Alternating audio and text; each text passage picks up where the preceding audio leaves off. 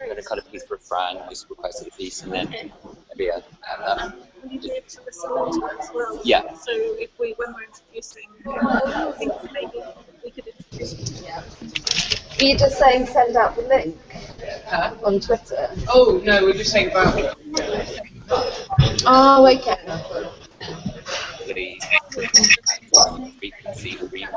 Revealing. Okay, and then obviously I don't necessarily know to speak about your work as well.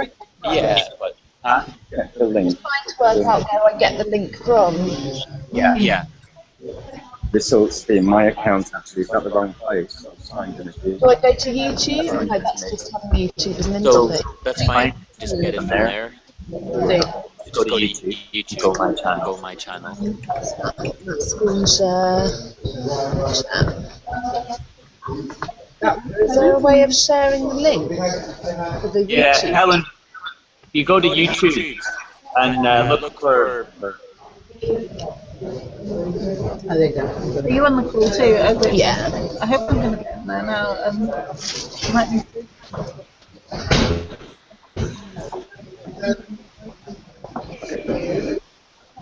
Know who you're doing? Yeah. Yes, signing my life away. There you go. I'm in there.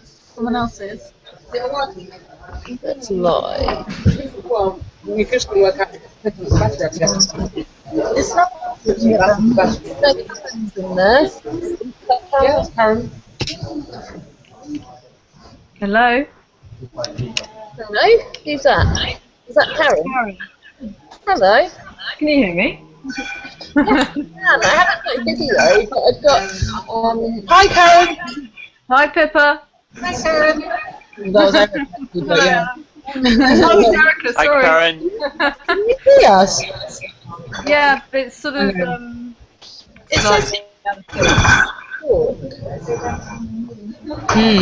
I can see Helen's face. Oh, because your mic is muted doing video playback, perhaps. Oh, okay. What?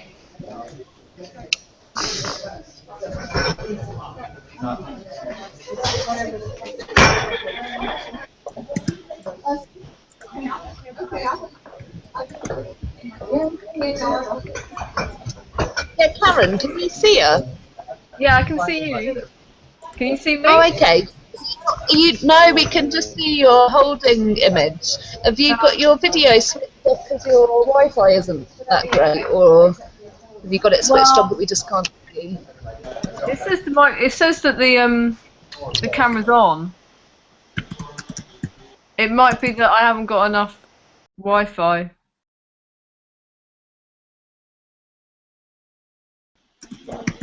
Hello.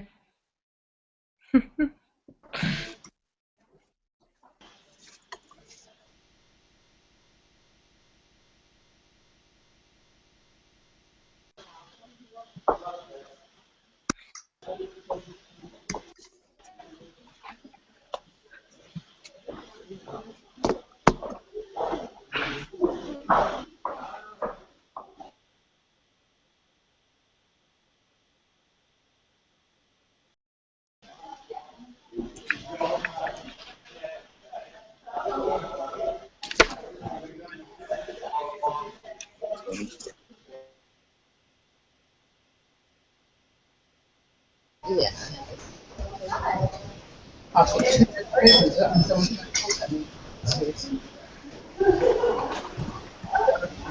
We're ready to start? I think this is going to get some Wi-Fi signal.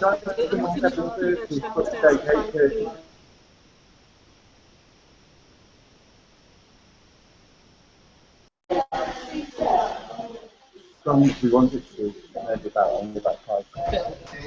Yeah. I'm just trying to go down. I might be able to. I think What did they know? 7, 8, 9. 7, 8, 9, yeah.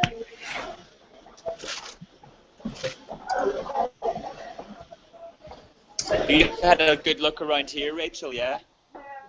It's just jumping between, like my computer wasn't working, now it's working again, my phone's not working, so maybe just keep the two going. Yeah. Yeah, well, it's probably not enough battery to I'm downstairs today. Really nice. Yeah. There's this quite funny institutional looking space. So the idea we just find a spot to go to begin with, and Yeah. then move down. No, well, it doesn't turn out like you just get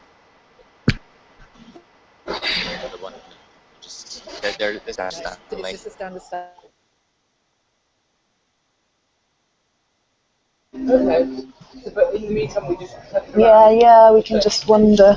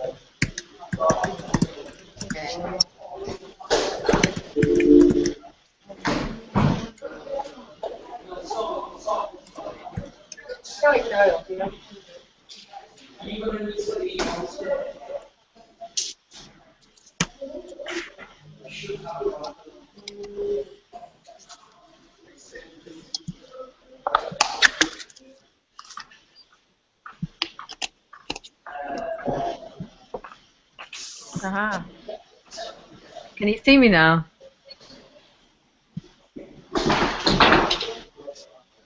Hey Karen, how you doing? It's Hello, Morris. can you see me now? I can see you.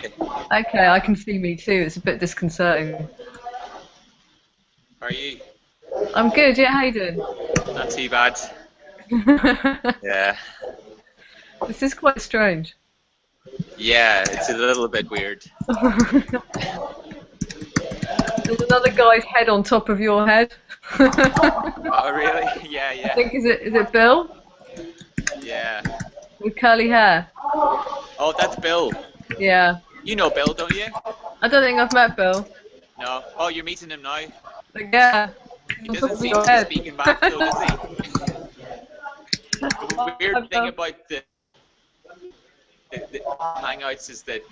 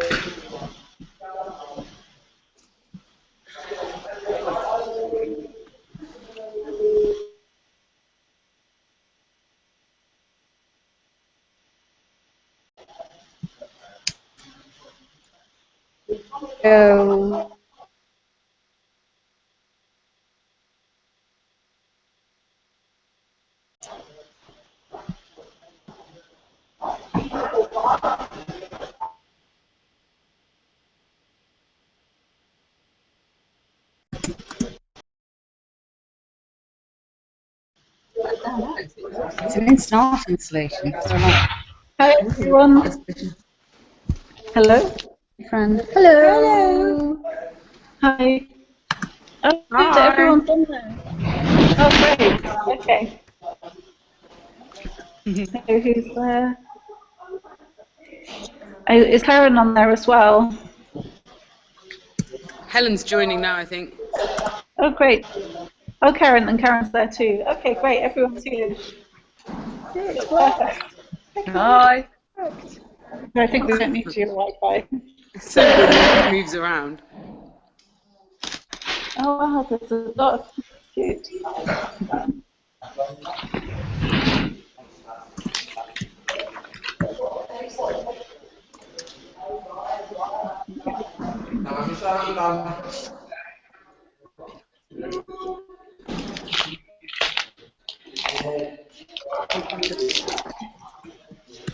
Okay, hi everyone. Is everyone sort of settled and happy that they can hear what's going on? I think so. Yeah. Okay, good. So thanks everyone for joining this Google Hangout. So it's going to be a kitchen table session for the next hour. So we're not all at kitchen tables. We're going to kind of reconvene at 6 o'clock all together, and we'll have some food. Or most of us will. Sorry, Karen, you're the only one who's actually remotely not in Liverpool, Oh, really? Susan Butler was going to join us, but yeah, she's not able to due to a technical hitch at the last moment. Okay. So unfortunately, she's in London as well. So the theme of this Google Hangout is about revealing and concealing information in artwork and in academic practice. And it's based around some themes that Maury, Jade and me have been exploring to do with Press Room. And so we're going to talk a little bit about Press Room and the kind of motivations behind it. But what I thought would be a good idea would be for everyone to go around to just introduce their own kind of artistic research and how they think about revealing, concealing information within their own practices, maybe like 3 minutes each. And then once we've done that, we can have a sort of general discussion. I think there'll be leads, interesting things, or kind of, convergences between different practices that people will want to pick up on. And so I don't know if you want to say something about Press Room, Jade, to start with. Like, we're not going to take more than 3 minutes. And while we're doing this, Maury, who is actually left, if you see the box called left, Maury is actually cutting out his artwork, which is part of the installation, his installation here at the Blackie. And so I guess actually for the purpose, Karen, I should introduce what's happening here at Islington Mills. So basically, Islington Mill have taken over the Blackie for the weekend in Liverpool, and there's kind of showcasing what's going on, what normally goes on at the Mill in Manchester. So there's some live music, there's kind of various different performances, and there's 2 major installations, one by Maury and one by Jen Wu. And Maury's installation is based on kind of work he's been developing over the last 4 years to do with printing and using his body to print. And I guess Maury can say a bit more about what he does himself, but this is kind of from a piece that he's done at the Blue Coat. And so there you can see it there on the main screen. So he's offering pieces of to people at the over the weekend to look after it as custodians. So he's going to distributing his work. It's called Endless. Oh yes, and we've been given artwork called Thesaurus by Susanna Hadlam, who's a researcher for the RCA, and she's not able to be here, but we're going to perform Thesaurus at the end of this discussion. So I'll share it with everyone via Google Docs as we are chatting. But if I won't say any more about Press Room till maybe at the end. I don't want to talk for too long, but if I don't know if Erica, you'd like to say a bit about your work and how it relates to revealing and concealing information. Sorry, how it relates to what? Revealing and concealing information, is it? Revealing and concealing information. Okay, well, I'm an artist and I work, you all already know probably, but yeah, I work a lot online and in various ways performing a kind of self, and I don't really think I can talk for 3 minutes about this, sorry. I'm just going to say, in terms of revealing and concealing, I'm quite interested in working with kind of collecting bodies of data which can be quite personal often in nature, and then kind of extracting or producing something out of that which reveals but at the same time conceals, because it often doesn't show what the original material was. But so you get a sense of a kind of play between showing but also keeping something back. Sorry, I've probably got a lot more to say about that, but I'm just going to leave it there. Thanks. I'm sure you can pick up on it during the conversation as well. Exactly. And Karen, yeah, I'd be interested to hear from you. Was that me? Yeah, Karen. Oh, Karen. Karen, you talking to me? Sorry, Yeah. the sound's not so good, so if I break up or go strange, then sorry. I'm good. I guess I work as a curator and archivist, so my interests, I guess, around information are about the idea of how you might collect or understand material through the constructs in which they're held. So I do a lot of collection research. I also do a lot of archival research. This kind of leads me towards looking at indexes, catalogues, etc. So I guess my interests in terms of concealment are a few, but I'm more interested in understanding information through the way in which it's held. I don't know if this is in any way relevant at all. At the moment, I'm researching quite a lot at the Warburg Institute, which is an institution which, in a sense, conceals itself to keep itself going. Within its construction, it also has a lot of different collections of works, indexes, archives that have been given to them over the years. So there's a kind of a lot of para collections within their collection. Then, in a sense, that interests me. I guess in terms of concealment, it's like how you might hide information within information itself. I don't know what else to say. Has anyone got any questions so far? Yeah, first thing, hi, Karen. Nice to meet you. Is it the Warburg Institute that's recently been looking to fund it? It's been seeking money to keep it going. Is that right? The issue around that is in terms of the West, because the library came from Hamburg to the UK in the mid-30s. It's an emigre library like the Freud. There's a deed, basically, so it was given over to UCL, sort of in perpetuity. I think that's what you call it in terms of the legal document. So UCL is seeking to double check the terms of the deeds because basically they don't want to look after it in perpetuity. Oh yes, so they could sell it. It's essentially a legal issue around the terms of the deed, and apparently this has been gone over like before, but UCL are constantly pushing to basically try and upload it somewhere.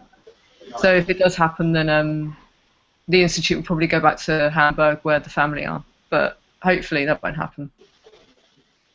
Right. Thank you. Yeah, thanks, Karen. That was really well to Kelly, actually, because Kelly, you were talking about your work in archives, especially medical archives, and the kind of politics around that. So I'd be interested to hear a bit about your research.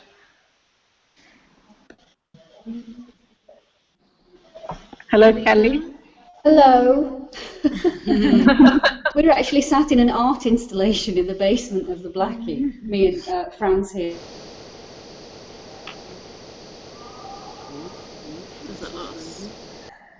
Hello. Hi, Kelly. I'm not sure we can hear you. Can't hear us. I can hear you now. Yeah. You can hear us?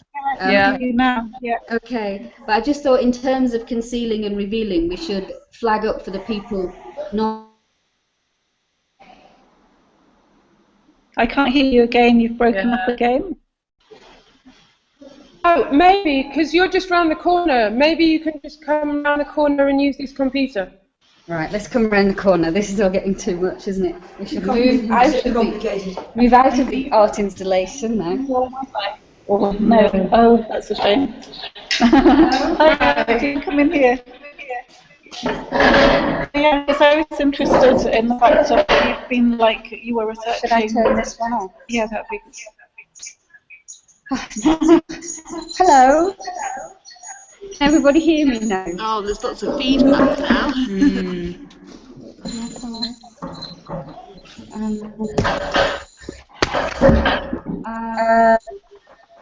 Yeah, I just wanted it to note to the people who weren't in the building, this is being streamed live on YouTube. Because people need to be aware.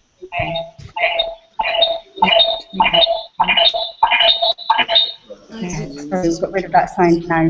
I mean, I used to do kind of research in another life, in a previous incarnation as an academic, and I worked largely on medical information medical case histories. So I was working a lot in closed records, the way you needed special dispensation to actually access them, and you were constantly restricted in the way in which you could use this information in a published format. I suppose I was kind of interested in the history of notions of secrecy and medical secrecy and sharing information. And also in terms of, it's become much more relevant now in terms of digital media and concerns about big data as well. A large part of the claims around that are about if we make health information, individual and population-based health information accessible, then it's going to kind of take us somewhere in terms of fixing problems. So this is such a long history. In the 19th century, the idea of ownership of information within your body or a case went beyond any question. It was decided with the physician based on a trust relationship by the fact that he was upper class. And it wasn't until the advent of the NHS that the idea of who would really own data then transferred to the state. I don't know where this issues that I was interested in quite a long time ago, interested in early forms of storage of this kind of information and use of it. So I wrote a large part of a PhD on the history of the science. Didn't really get me very far in life, to be honest. I love it. I want to read it.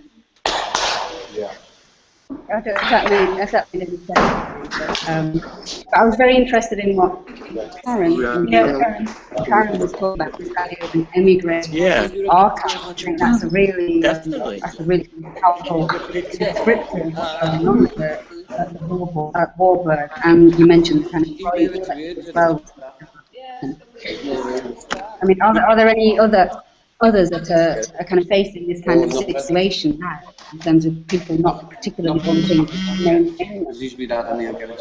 I've worked with a lot of individuals' archives. I mean, I work a lot with artists and their collections, and also organisations. And I think there's generally a situation where people want to place their archives within larger collections, so have them, taken over by someone who's going to be a custodian.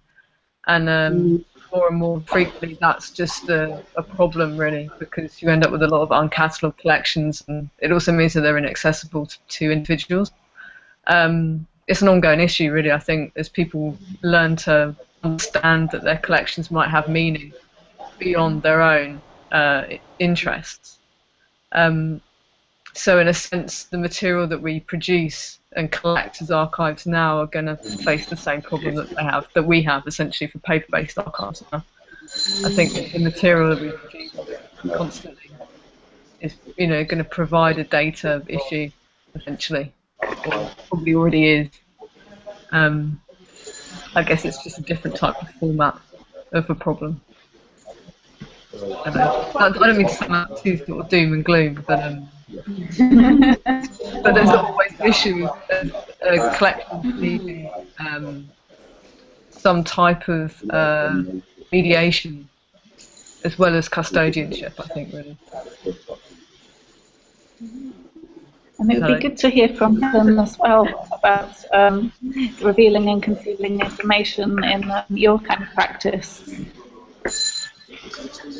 Yeah, I was just thinking about that because most people know, but I'm not sure I've talked to Karen about this, that one of the reasons why I'm here at the Blackie is because I'm working on a residency project with them.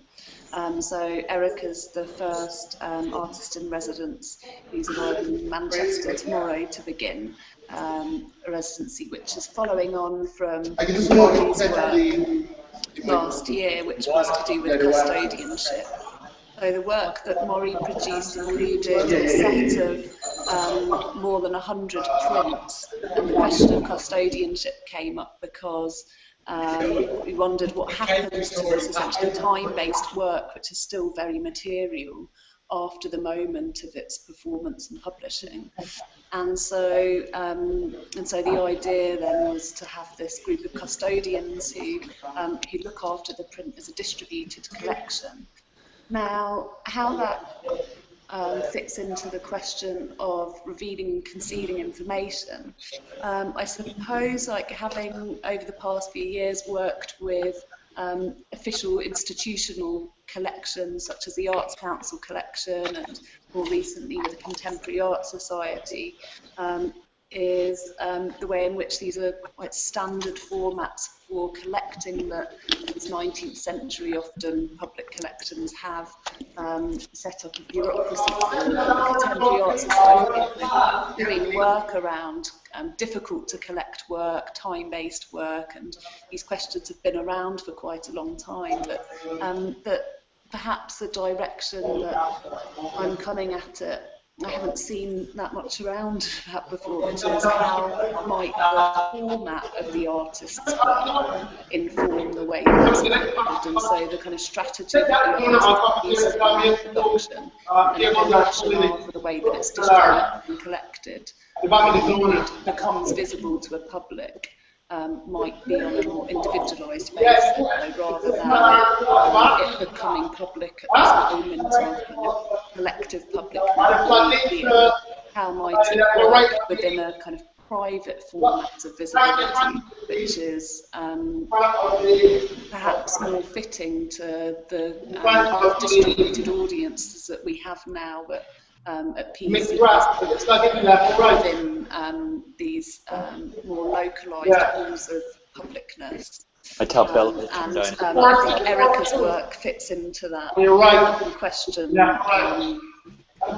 very well in terms of her reaching out to friends and family to gather data, but then kind of many people that follow her as well, and then she could do on other platforms for invitations, but the kind of specificity of those invitations and moments of visibility through the work itself that then might inform how this exists for posterity, and that might not just be a kind of standard private collection format or public collection format, because neither of those seem fitting.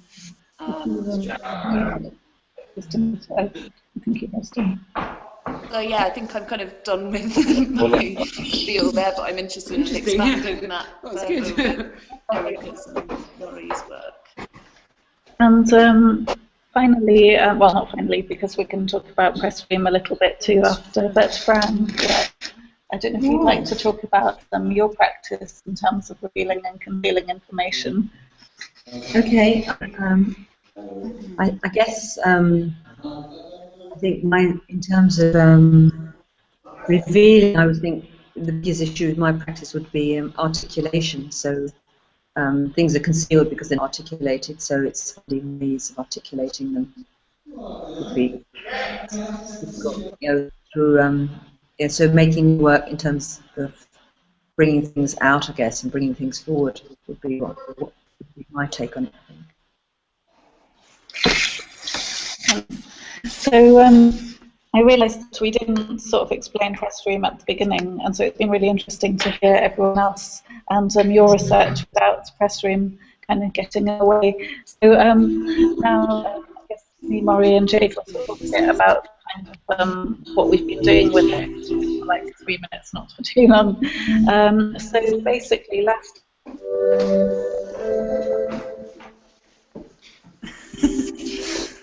Hello. We've got a sound check going on in the other room. Okay, yeah, so I can hear that more than I can hear everything else. Really? Okay, we might try and move. Do you think it's from us? It must be. Yeah. Let's move. We could go outside. Why don't we just go downstairs into the kitchen space where we're going to go eventually? Let's do it. No, we can go that way. I'm trying to find a quiet spot. If I go too close, we'll start to feedback. Huh? So we go down that way. Yours has ended. Okay, why don't you just come on this call? together anyway. Okay, that's perfect. Hi everyone. Hang on. So this is me, Molly, and Jade. I hope I'm not putting my hand over the microphone. Yes, can you see us? Are we all together? Is it possible for us to Yeah. that tiny? Yeah, we're there. So we all kind of met up in Venice last year, and we were kind of working on various articles. We were kind of sent over there on behalf of AM.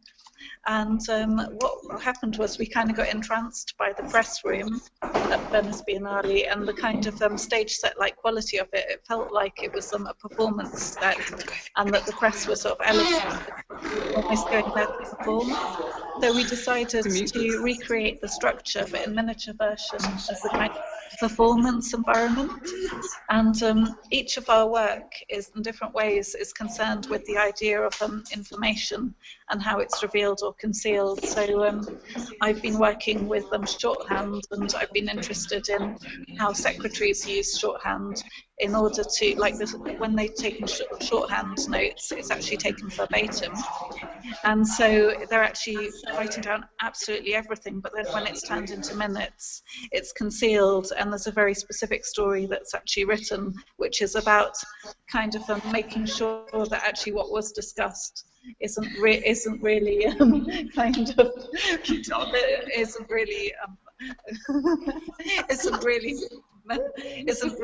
of mentioned in the minutes, so you just have to read between the lines. And then I've been interested in, for instance, journalists and how they use shorthand, and it's the opposite actually. They're using it to reveal something, but there's an agenda there in how they reveal it. So I've been quite interested in the difference between the secretary and the journalist, and how actually you can see in literature where there's been connections made between the two. So for instance, I think Dickens is a good example of how he was actually a legal clerk and then he became a journalist, and he kind of has written a whole sort of story where the secretary is the hero but is also a kind of investigator. And so I'm interested, especially in terms of kind of privacy or kind of revealing kind of hidden knowledge, how that can be used. And so press room. Well, I don't know if you two want to talk about your work. I think just briefly, with press room, I'm interested in what Fran was just saying about articulation. I think that it's kind of press room trying to go past language and agendas and trying to maybe. I just think.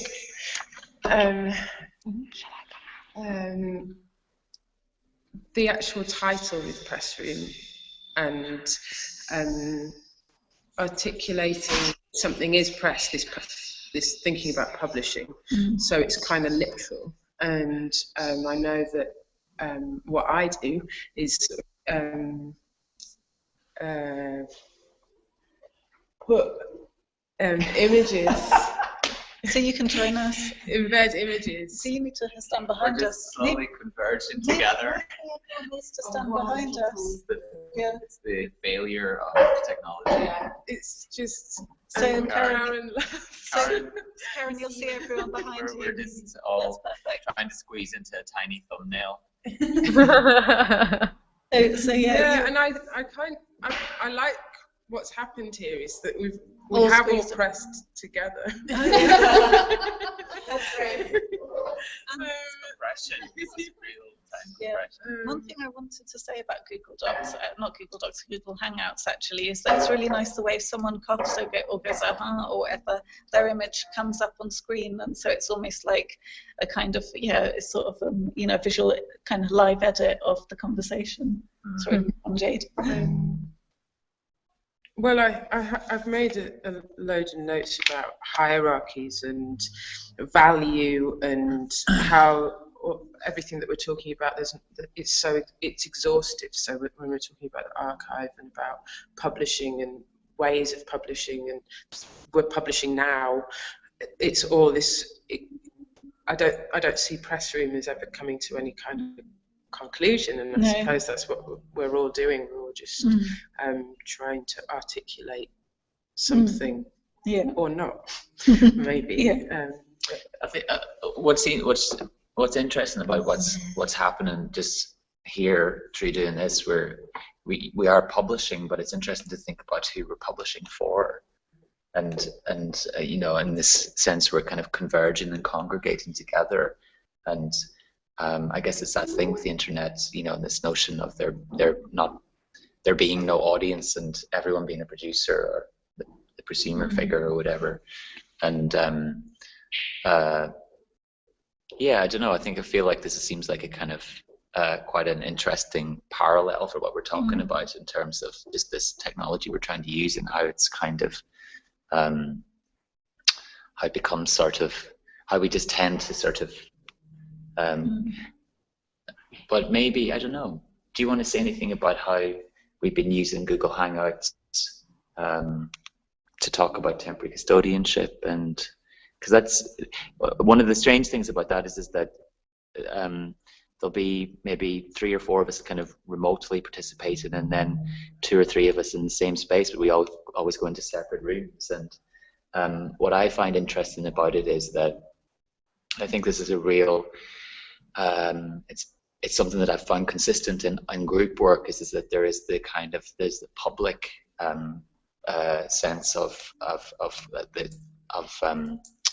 there's the coming together and there's the discussion that happens in that space, but then often the most meaningful and revealing information happens afterwards in smaller groups or and more manageable, yeah. And maybe that's to do with these hierarchies as well. And what we've done is we've kind of compressed those hierarchies. And when you disperse, I suppose that's the same with any information. When you disperse, you're automatically revealing and concealing information as well, because you've left the collective and you're then talking about all these things that you're not letting anyone else into, and then you make a decision or not. So it's all agenda based. You know. Well, yeah, and those agendas are kind of interesting in terms of thinking about a trajectory throughout the 20th century and where we are today in terms of collective goals, and those somehow feeling so clear post-war, and now with the economic model of prosumer that you were talking about, and distributed format circulation. That's kind of very related to the proceed. The product is tailored to each individual according to their consumption and their need and their specificity. So the kind of idea of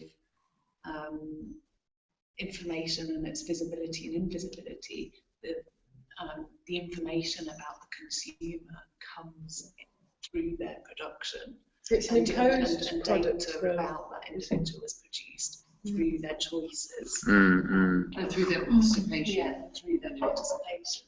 And so it's this data gathering process, which is the gathering of value, and then yeah, I'm kind of interested in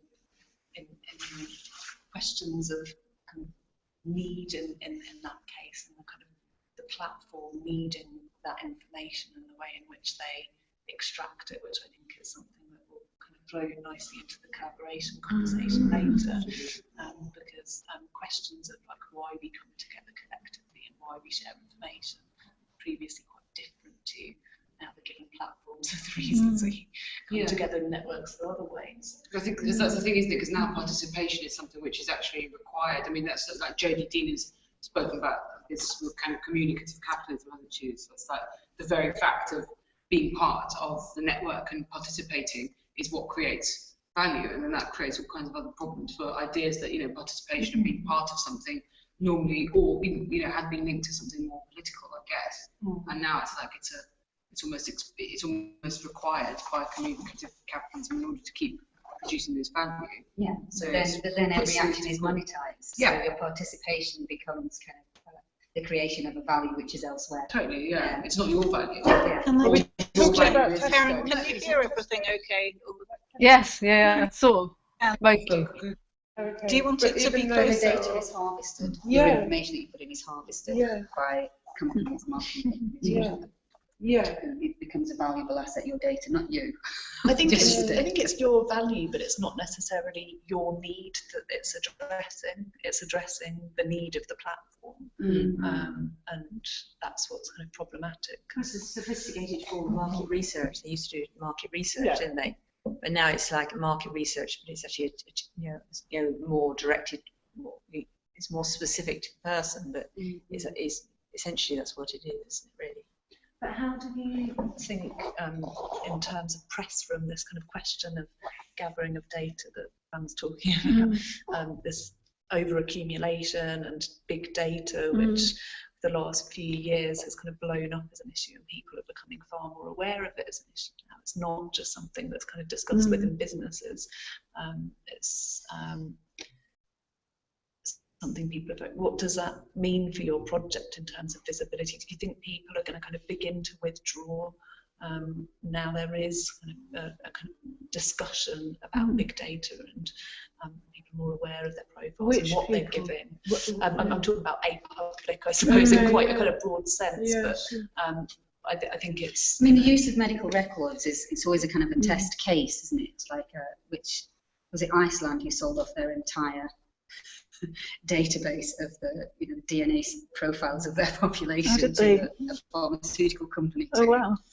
But our own large-scale data sets that have been generated within the National Health Service and the Medical Research Council since that post-war era, when that particular form of statistics became available, and then with computing and the manipulation of that data. But lots of this data is collected from NHS patients. And there is like an ethic and an archaeology and ethics, an archaeology of ethics involved in this as well. Medical ethics emerges after the Nuremberg trials. You don't have medical ethics in the 19th century. It appears after that, after the war, and it coincides with that promise of data accumulation from the statistics as it emerged. But as NHS patients, you have kind of a sense that your conversations with your physician are bounded by notions of confidentiality and trust.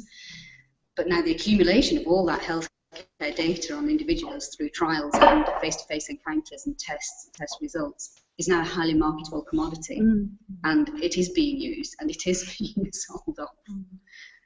So in terms of, it's like a retrospective consent which is being invoked from your role as a patient with a physician to what's happened to this data now. So I think it's it's that sense of revealing and concealing, which is kind of parallel in some way to what you were talking about in terms of every click of the mouse when you participate in everything, where you have to give up data to do anything. You have to give up your own secrets in order to do anything on the net. Well, the same thing happens in healthcare and has been, happening. It's the monetizing aspect of it, I think, which is really interesting. But people consent on different levels and aren't.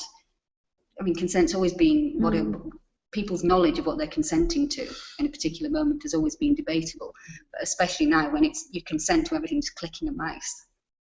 It's quite phenomenal. I think what I meant was like club cards where all your they're still gathering data, and I think that's so it's just what we're doing now to ourselves. So it's just all the time you're being surveyed. You can refuse to participate. I mean, my family goes to Sainsbury's every day, and we haven't got a Sainsbury's card. You can, but I mean, this is one of the things I talked about a lot. This idea of like kind of surveillance anxiety.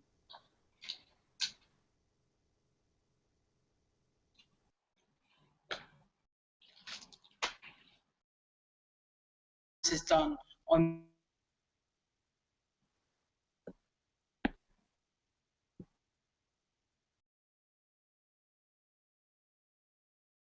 social media, particularly activity, especially stuff like Facebook, is a really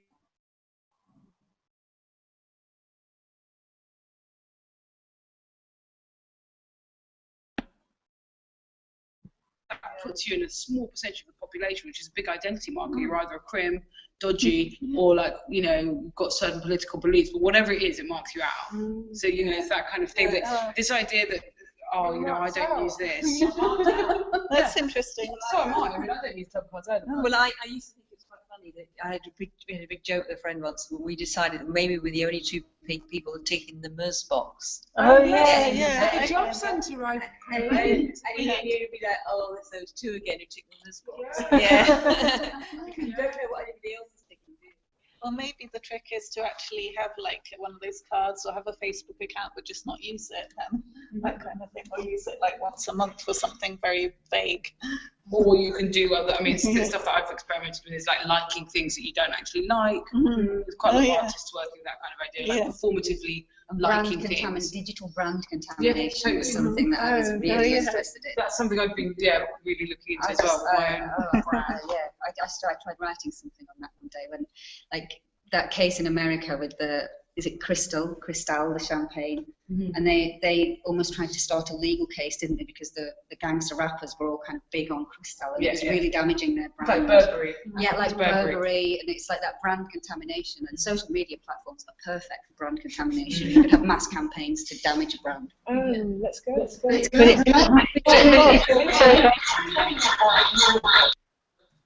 The self as a brand rather than Cristal champagne. So thinking about Maybe the self as a brand, which is keep and how you can contaminate what your profile is according to. So like if you look at my Facebook profile, I like really that one and have this one. Okay. Yeah. But it was done as part of another bigger project where someone just like. We're just thinking computer. I don't know what's happening. Okay, I'll just go out of this one. Okay.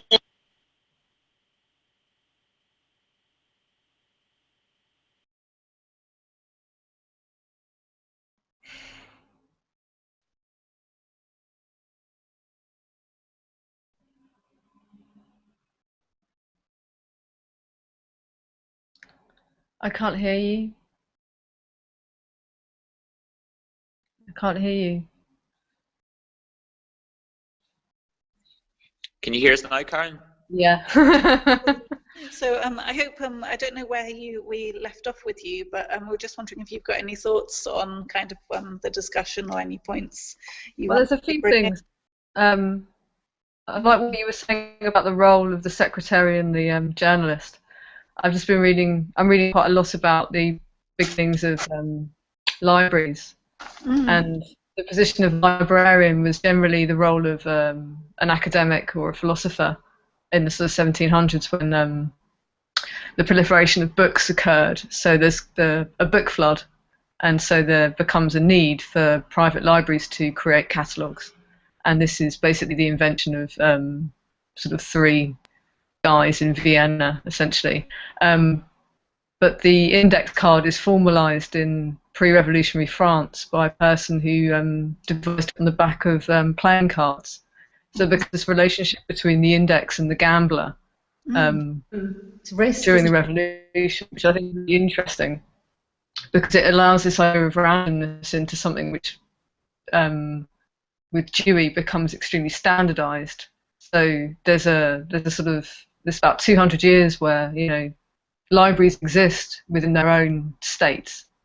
So they have their own ways of constituting themselves and their own ways of gathering and understanding their information. And then Dewey comes along and kind of standardizes everything from the furniture to the size of the cards to the types of words and the numerics that you use. And that's the system that we essentially exist under now. But that wasn't always the case. And I think that's something that has to be sort of understood through the advent of web-based collections and the way in which individuals are called upon to analyse and understand material is that we've been through this situation before. And it could be the journalist or it could be the secretary that makes those decisions. But essentially everyone's personality comes into play when this type of situation comes along. So the individual's decision isn't necessarily that unimportant to big data, whatever big data is. I think it's a bit of a fallacy. Big data's always existed. It's just that someone's decided to call it big data. But no one's got the time to look at any of it. So, you know, Like seriously, NSA or whatever, that's obviously one part of big data, but most data, as the British Library have said on numerous occasions, they don't have time to catalogue anything. So how are you supposed to understand any metrics on any of this material? It's sort of ridiculous. But that's my personal opinion. But well, the algorithms do some of the analytics there, but in terms of that's what's well, you can bundle and understand material, but then you still have to have someone to analyse it. And and each company will have different individuals who have different approaches and different kind of company ethics or work ethics. And it still has to be physically, well, not even a machine. It still has to be looked at. It still has to be catalogued. But also, I think this relates actually to this idea of kind of visibility and revealing and concealing. Because I think the whole kind of big data thing has been, the hype around it is this idea that like different data sets, we were talking about this, are kind of going to talk to each other in some way, and there's going to be these correlations and patterns, and through that things shall be revealed. You know, it's this idea that like the ultimate free market economy, basically. It all just runs itself. It runs itself, and it reveals.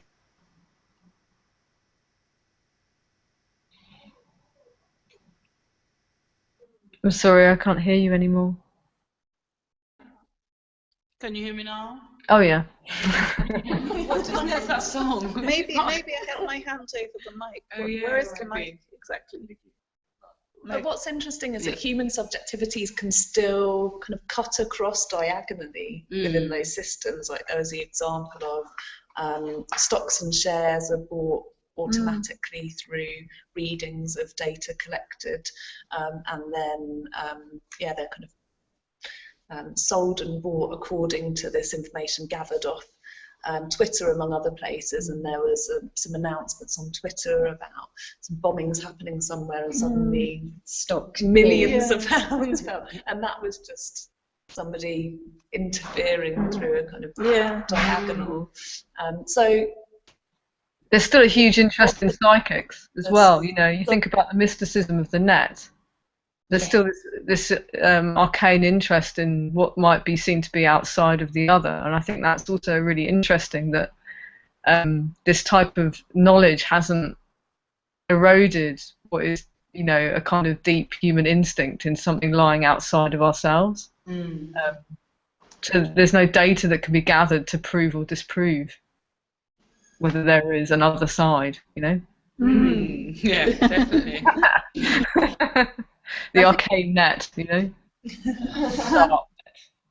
I think that's what the 18th century is actually, you know, I was so pleased that you mentioned the 18th century. I think that's, you know, I often think about that in relation to the debates that are going on now about the volume of data and information, and, you know, those beginnings of state recording practices and systems, and the whole, you know, creation of statistics, basically, and the sheer volume of stuff, but also the very kind of optimistic things like Diderot's encyclopedia, you know, this idea that all of human knowledge could be brought together for this great kind of revelation of everything in one place.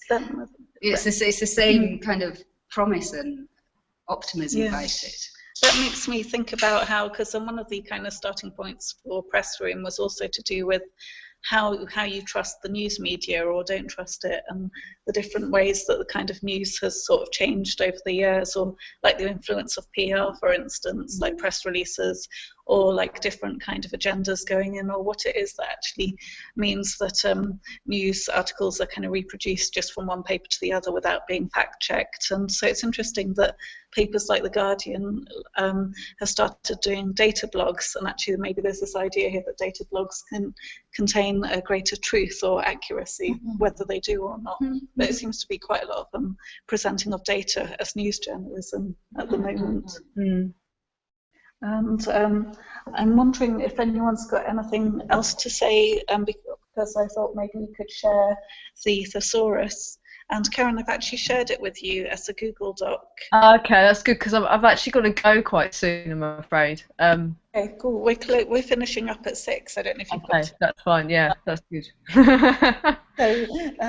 So basically, I don't know if you're able to like log onto your Google document, because we've got it here in front of us, and maybe what I'll do is I'll stand up and then we can all kind of lean in and have a look at it. But it's a thesaurus by actually I can film it for you.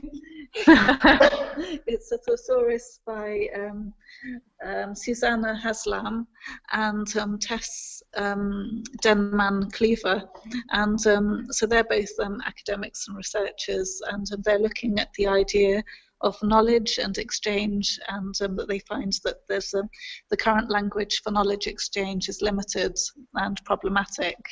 I'm just kind of really reading through their introduction very briefly, but so what they've done is they've started a thesaurus project, which is partly an academic exercise and partly a kind of creative writing project.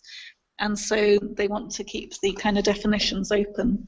And so, like, for instance, they've said that the use could be as a score for a performance, as a film script, as a statement of intent, or as a provocation, as well as it being an actual kind of thesaurus. So I thought they've given it to us and said that, like, invited us to either change it or adapt it, but perhaps within the 10 minutes that we're going to look at it, there might not be that much time to adapt it. But I thought perhaps we could pass it around and people could pick out sections from it that they find interesting to read aloud or to discuss and kind of riff off in a sense. So I'll pass it around. Is the idea that they are going to end up with this multiple set of slightly edited versions of the thesaurus, and will whatever edits we make then be passed on to somebody else? Is it a kind of the documents kind of collectively edited and it's one single one, or is it many that are edited by individuals, almost like a prosumer? It looks to me, when I read through it, like they've been quite specific. Yeah. So it's quite a new project for them. So they've done, I think they've done a few terms for it, and it's something they want to develop and work on together further. But my initial invitation to Susanna was to come in and sort of discuss it and just present it as we were all presenting our practice. But because she couldn't be here, she's actually on the train to Newcastle, she kind of shared it with us for us to interpret as we will. So I don't know how she'll use our interpretation, but she just maybe was interested to see what we do with it. Did she select particular words to send you then, according to the conversation? That was like the idea. Well, she said that she would send me a section of it, and so I'm not sure if this is the whole thesaurus to date, or whether she's given us a section on knowledge, and so she's kind of broken down the section on knowledge, and then she's kind of given us the section on exchange and broken that down. Oh, so you've got collaborate there, which is what we're going to see what that's like. Yeah, of course. And look, I'll pass this over to you. So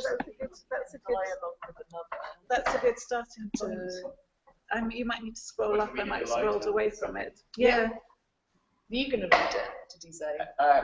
You'd like to read it aloud? Were you telling me to read it? I was saying, do you want to? Well, I was just halfway through reading it. Yeah. I can read it aloud. Oh, that'd be good. So collaborate, to be in brackets in dialogue with another. Number 2, to think in brackets with another. And then to do in brackets alongside another. And 4, to work towards harmony.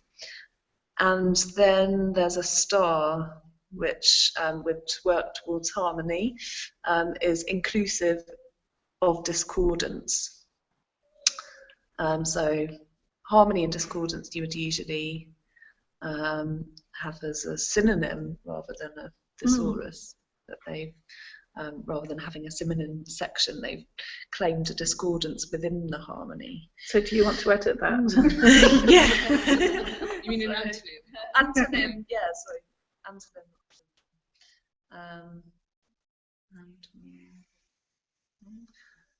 I wonder if we should make the edits in red or something so they can see them. That would be interesting.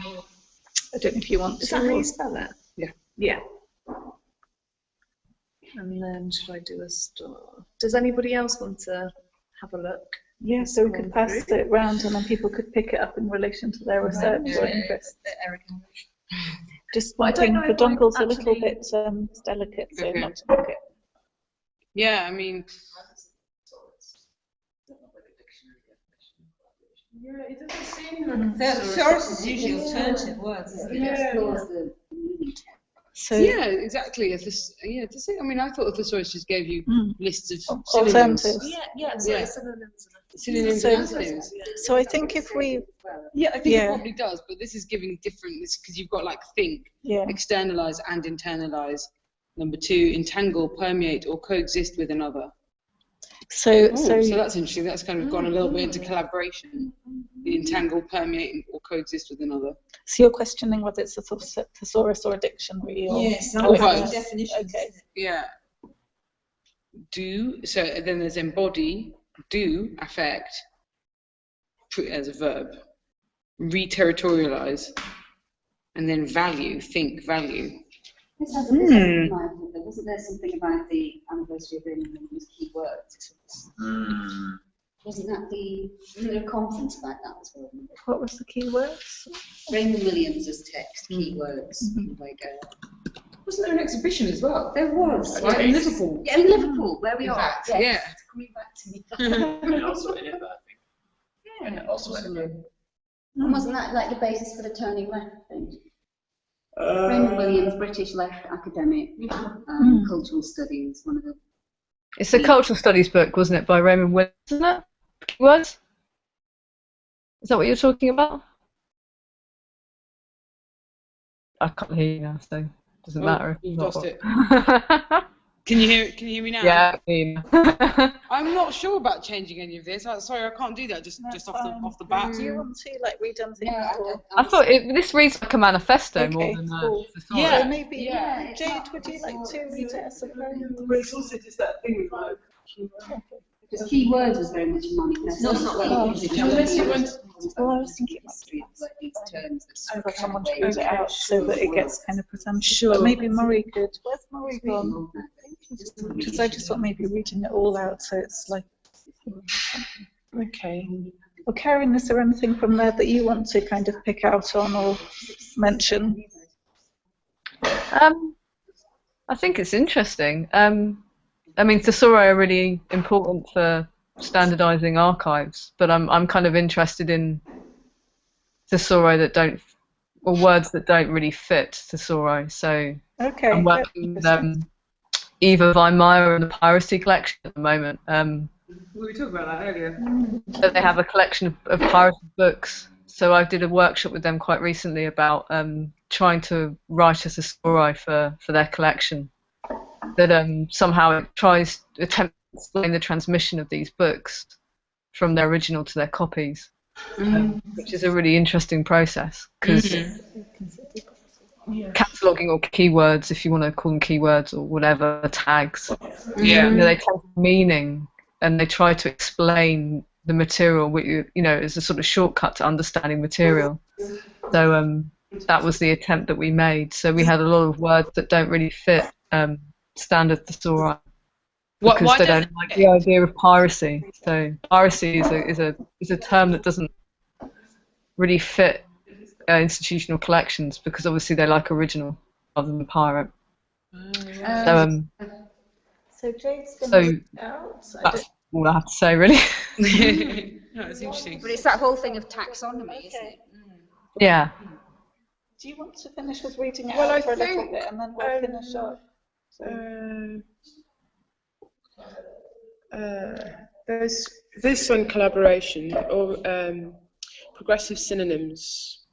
Friendship, 1, admire. 2, find comfort, also discomfort. 3, align, fall in line. 4, sense. 5, trust. 6, love. 7, guide. 8, familiar. Doing. 1, respond. 2, work. 3, care. 4, foresee. This is collaboration. Did you see this bit? No.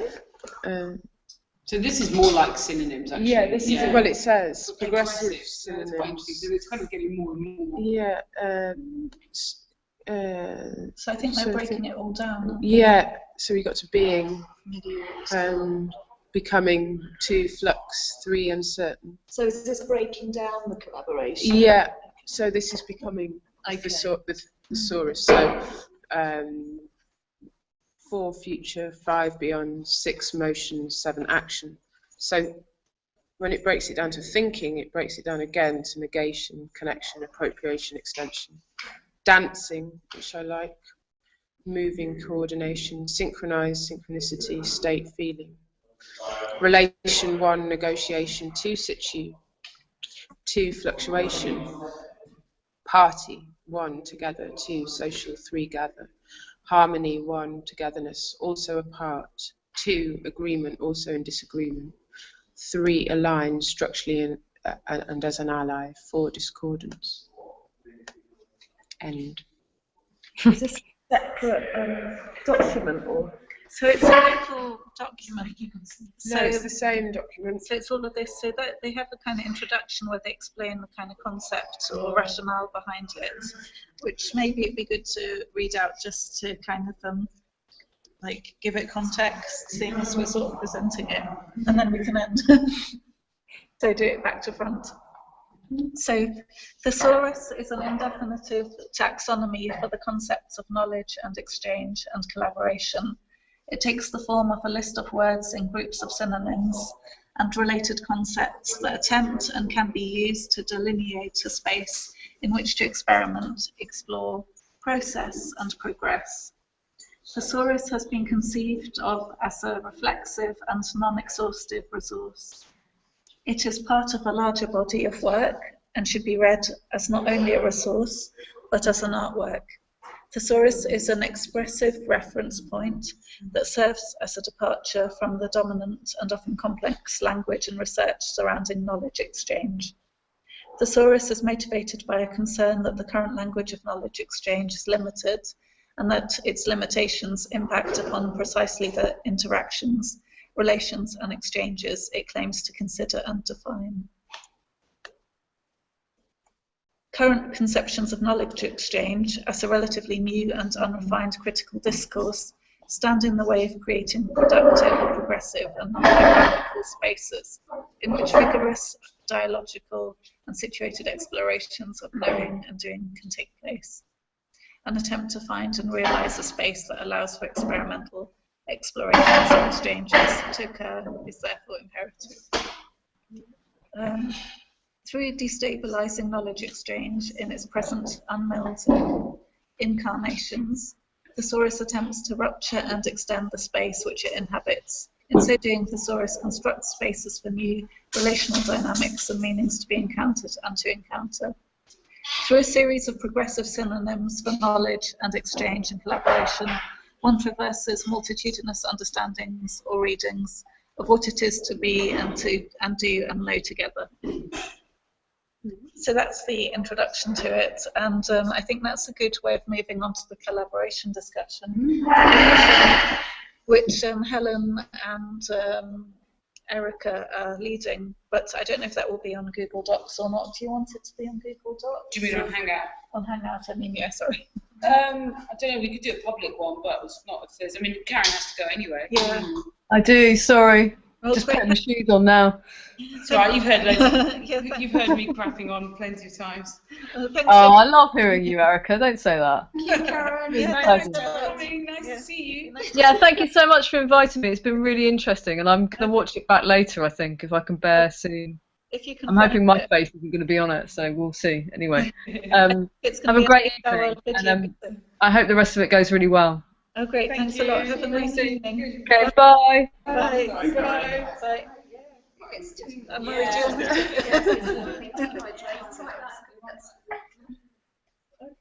Phil, is this the main call? Is that the main call? Yeah, still on? Yes, yeah. Do you want me to stop and start it again? Or just carry on? No? Just carry on, yeah. Or shall I turn the sound up so it's getting the space again? Or? Yeah, well, no, 'cause it is, yeah. What's really interesting document is Kelly, Peterborough, Loughton, LAU, GH, and Do you want me to do anything? I think we're all right. Yeah. Yeah. So, yes, we just said to everyone that if they've got any comments, to write it in the document, because that makes it sound, we'll see that it's in a different colour or something. Yeah. No, It's really that interesting. might not. Yeah, it's hard to sort of really discuss it in a meeting. Maybe Oh no, it's moved on to collaboration quite nicely, isn't it? Yeah, and it was interesting to see what people thought before we did the introduction. Yeah. How they responded. It's like, what is it? Yeah. I don't know if anyone else is hungry, but I might have. Sorry. I might need to have a cake. Yeah. Is that the only food that we've got? Might have some more. Like just like non-food stuff, I guess. Oh, you're right. I think so. Like in here, I mean, the first 2 months when you were like, it's okay. I don't know if there's non-lactose. I think what Charlotte got aside from this. She's got some salad and dips. Did she? I told her to get, but none of that's. Is it all gone upstairs? I know, I was just. We could sit over there. It's a bit brighter. Or we could sit around that massive board table.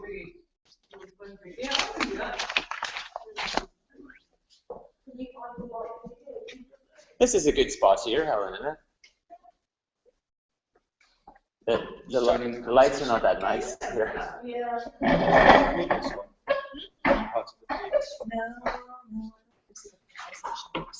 Oh, did you?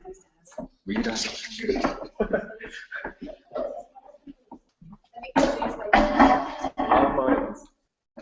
It's good time to wait for it set on the edge.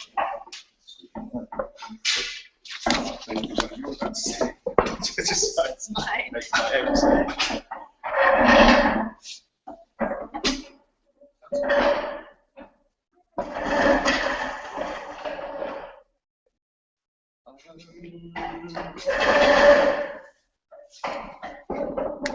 French onion, I'm guessing.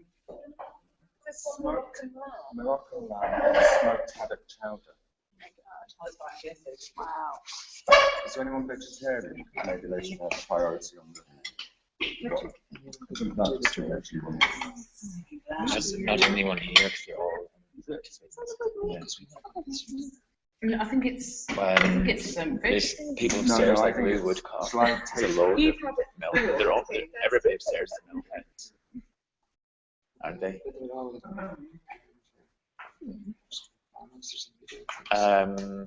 Bill, is everybody upstairs preparing to do something? Is there not? There must be people like Lou Woodcock and stuff. Is there not people just hanging out that could do the door? Because Paul and Rachel have got to go out for a minute. Why don't you just have some of the grub that you are? Are you going to bring it back out? Are you going to grab back and on the table? Yeah. Where are you going for food?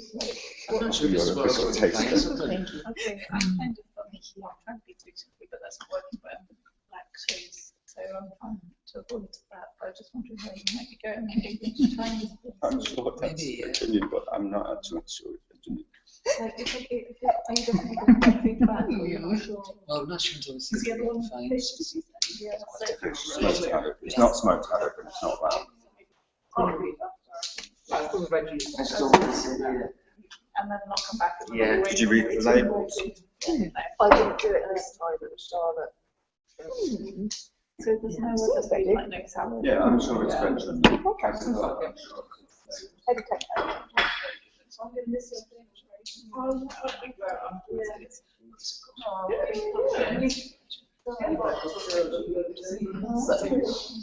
Very good.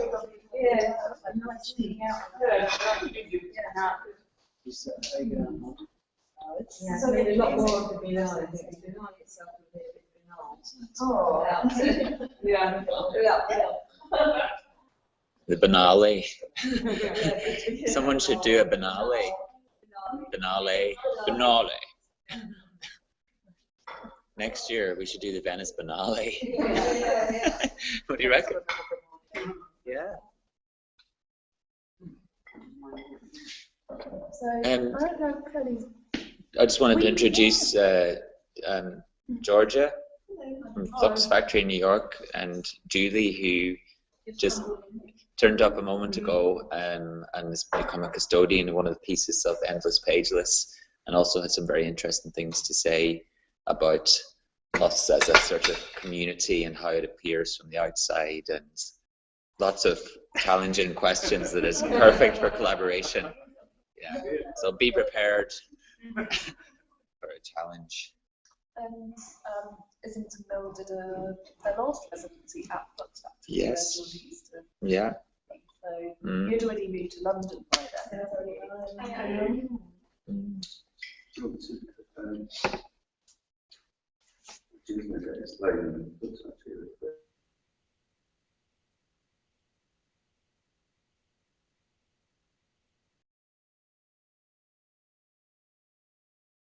Exhibitions, 1 year plus special exhibitions and parties and everything in between.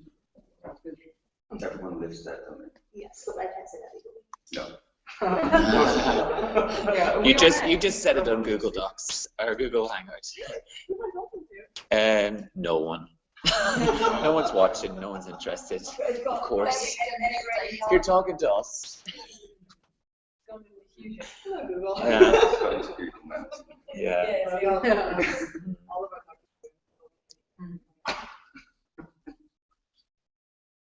And you were there for quite a few.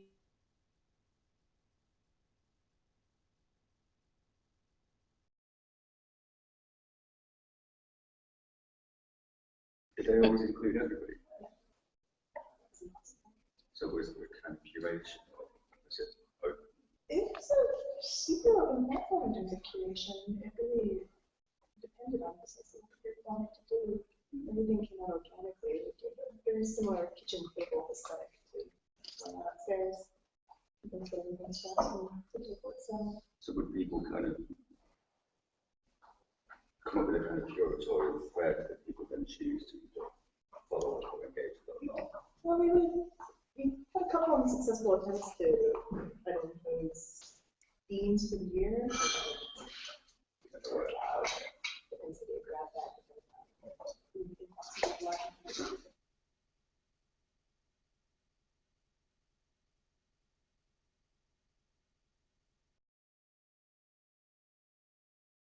The color themes, and the moment it's yellow. And yeah, I was going to ask about.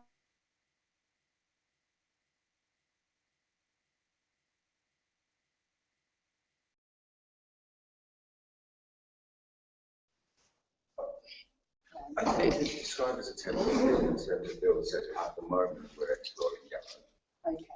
But I don't know if at the moment many weeks. How long is a moment? Yeah. So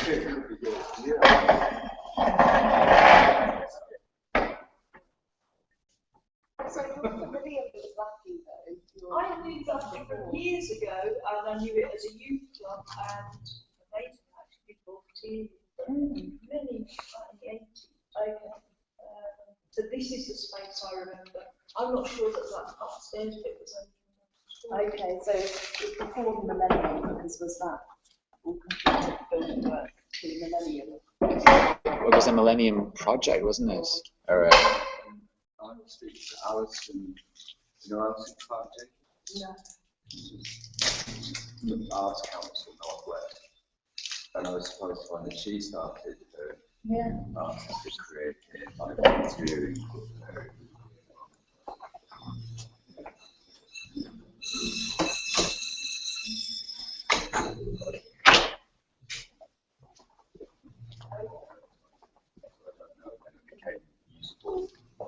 Yeah, a few people I've spoken to that are sitting on the door today. I mean, I've learned so much sitting on the door today, because one of the really interesting thoughts is that it was kind of perceived as derelict even after it was opened in the late 60s.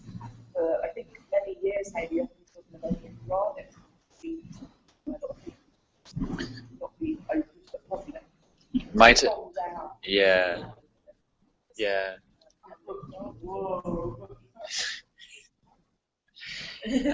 And I mean, that might have something to do with the fact they still have the sign outside saying reopening in 2007. Yeah, we could write that sign. Yeah. How much it says about the place, because the first thing that's really sort of But one thing I got from talking to you is that you seem to be saying that the original kind of ethos of the place has stayed 100% consistent throughout the 40 years. And Bill was talking to me about, you know, various instances where they were using this theme like decades ago, and it was blue then. And I suppose that's really, maybe that is interesting in relation to collaboration, isn't it? Because, you know, on one level it's a commitment to a way of working, but we're finding it quite difficult to fit in with that. And we're finding that other people are as well. So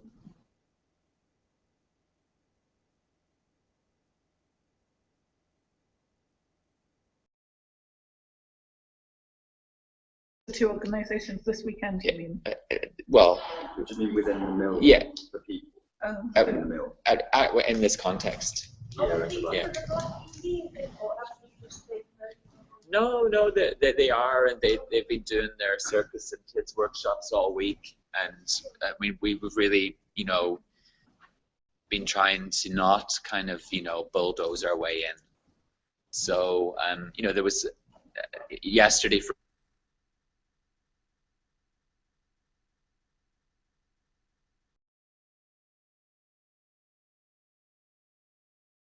crazy kids that were just running riot all over the place, and it's kind of quite, yeah, it feels like kind of chaos and madness, but somehow, I don't know, it seems to work a little bit. And it was interesting because when you, I think you had quite a bad reaction to coming in here earlier. I don't want to put you in the spot, but you were kind of like you felt very much on the outside of it, and I was talking about this conversation that Helen and I were having yesterday about, you know, how spaces direct attention, and how we've been working this weekend with this sort of distracted attention, and how lots of people have been coming in and going straight back out. They don't know how to cope because they don't know they're being told to look at. Yeah. Well, do you think because they see people, maybe they see people sitting around and they think, oh, that's a kind of private club, am I intruding? Or I don't know these people. Yeah, I think because maybe it's how you hold your nerve. Yeah.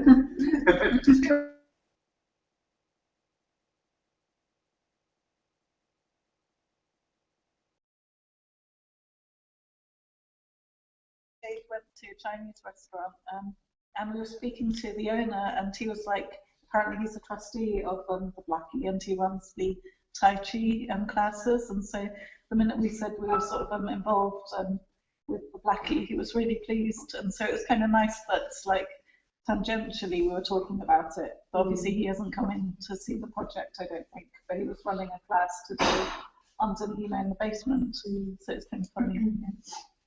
I think generally the Blackie is quite a routine about what happens where and when. So when we collide with that, that's when things start to happen. But I guess because we don't have that structure and we've not come in, we haven't got our schedule kind of together. Short Friday. So we've not had much time to kind of be able to kind of encourage people to step out of that structure and to come in their own time. And I guess to some extent it might be a workplace for people. So once they've done that, what they're doing, they perhaps do less time to start. But I think it's also been getting to know us as well. It's kind of get to do some of the stuff. So maybe if we do something again, maybe we might have more time to tell people what we're intending to do, and they might have better understanding what it is and feel more open. How did you come to work with Blackie? Like, what was it that you put the two organisations in contact? Well, quite a random series of events. I guess. Well, there's a wider kind of context for it, but in terms of, I guess and Bill could probably speak better about that. But we obviously have this capital project, and we've been successful with the Arts Council funding, but we still have quite a lot of money to raise in order to be able to draw down Arts Council funding and City Council funding, and in order to fix the roof of the mill and to do these reconstruction works, and so as part of that we have a Catalyst grant, which is about looking at alternative sources of income for arts organisations, and as part of that we've been looking at various ways that we could transport the mill to another context, and that's happened last year in Ibiza when a whole group of us, 30 of us, went there in an artist residency, and late last year at a Sluice art fair, and artist-led art fair that Bill and Jen and Jamie presented in the mill at. We understand that there's a need, if we're going to get support, whatever that support might be, including a requirement of money at some point, it's important that if we do expect that money back from the right source that understands what we do, and that we articulate that as clearly as possible, so that when that transaction should have occurred, that it's on the right level and the expectations are appropriately managed. In order to do that, we need to understand who we are and what we do, which was incredibly difficult to put into the bid, and we prefer to perhaps describe it by showing what we do was what other people do that relates to that. So there's been more of an active partnering to help create a creative dialogue, kind of place ourselves in places like Sluice, or here in the context of the biennial, where hopefully there's potential people that might come across us, get an understanding of who we are and what we do, who then might engage in some way, not necessarily always about money, but who might be able to give us advice about how to navigate future discussions, because who knows who we might meet and who might have some experience or some point of view to build kind of collaboratively, like a conversation about what the mill could be and how it can maintain its independence within this going forward, within new funding arrangements, new ways of working. Is that a great And it's kind of interesting in terms of collaboration and how you define collaboration or how you learn to collaborate. I think it's a very good point you make about only accepting money from those who understand your way. That's maybe an ideal. Yeah, that's an ideal. But you're not. You're collaborating, flexibly to the structure that you're working within, or to whoever you're kind of meeting within that collaboration. But at the same time, you are very clear about your own terms at the beginning. You have to, it's kind of a case of understanding or learning how to articulate what the mill is before you're able to go to that meeting of collaboration. And I'm just thinking about linking it into Erica's practice, because this is one of the reasons I'm here, for those people who just joined the conversation with Georgia. And I think we met as you came in on the door just earlier. Yes. But my name's Helen, and I'm working with the mill on the residency programme. And I wonder, do you know the Blackie or? I'm from Spain, I'm an artist. I'm currently living in Manchester.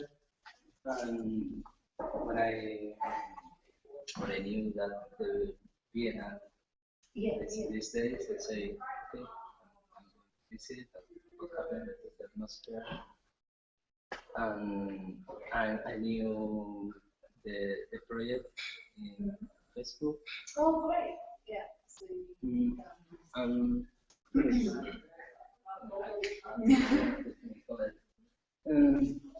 I hope more about it. Yeah. Yes. doesn't mean it's not working. Not big expectations, but Yeah. more random rounds. Artists, another kind of Let's see. Let's see. Just people, theater, videos, and special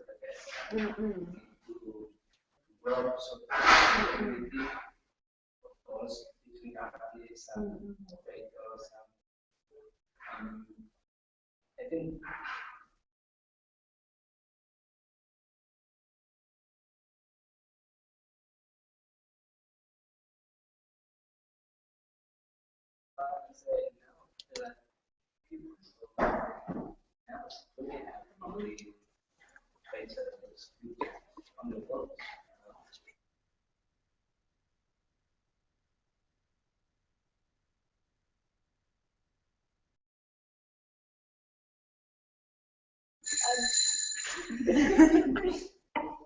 So, yeah, just to explain a little bit about Erica's work in relation to collaboration, which leads on as a theme, and I'll have a conversation with Maury here to explain the process of collaboration with the Blackie alongside that. That Erica doesn't actually describe her practice through collaboration. so it's been interesting talking to her about how you might define it in terms of her practice and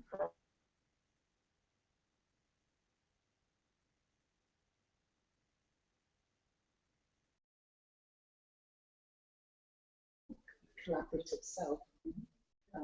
That's fair to say. I think, yeah, that's fair to say. In that sense, it's interesting to think about the difference between collaborative endeavour or collaboration itself. And so we were just doing a Google Hangout previous.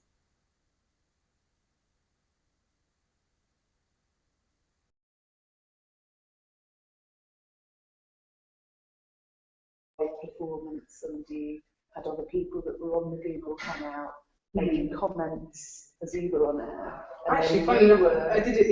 In fact, it was at the Royal Standard. Yeah. Well, I mean, I was in London, but it was live at the Royal Standard, and people could come and speak into it all.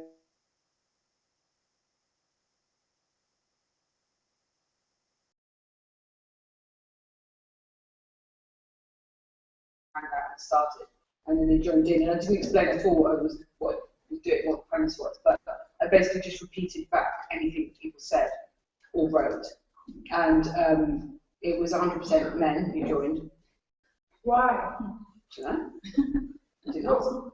All I was doing was repeating back what they said, but I mean, obviously I had anticipated that completely, because it's, I mean, the profile picture I had was quite a nice one. You could actually see my face very clearly.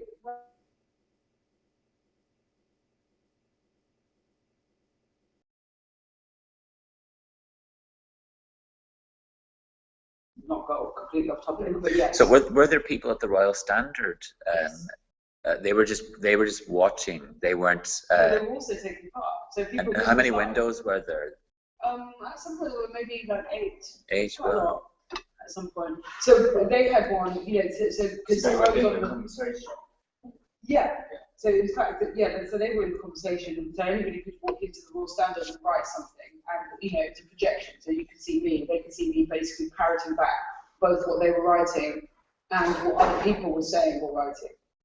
So, I mean, at some point it's quite funny because some people realised, said, oh, why are there people standing in a room? So then this whole kind of dialogue kind of happened. But anyway, so I was repeating back whatever they said. So it was very much to do with this idea of like agency and automatism. So I kind of turned myself into this like automatic thing, just like a robot, you know, just relaying whatever anybody said. So it's kind of being made to speak through these other people. So again, you know, it does then beg the question like, well, what is their role? You know, are they participants or are they actually making the work? You know, or are they collaborators? But they don't know the terms of it. They haven't been told this is being screen grabbed. You know, they don't. So they're certainly not on it in an equal footing at all. And it's clearly my authorship. But at the same time, I'm kind of turning myself into this like machine.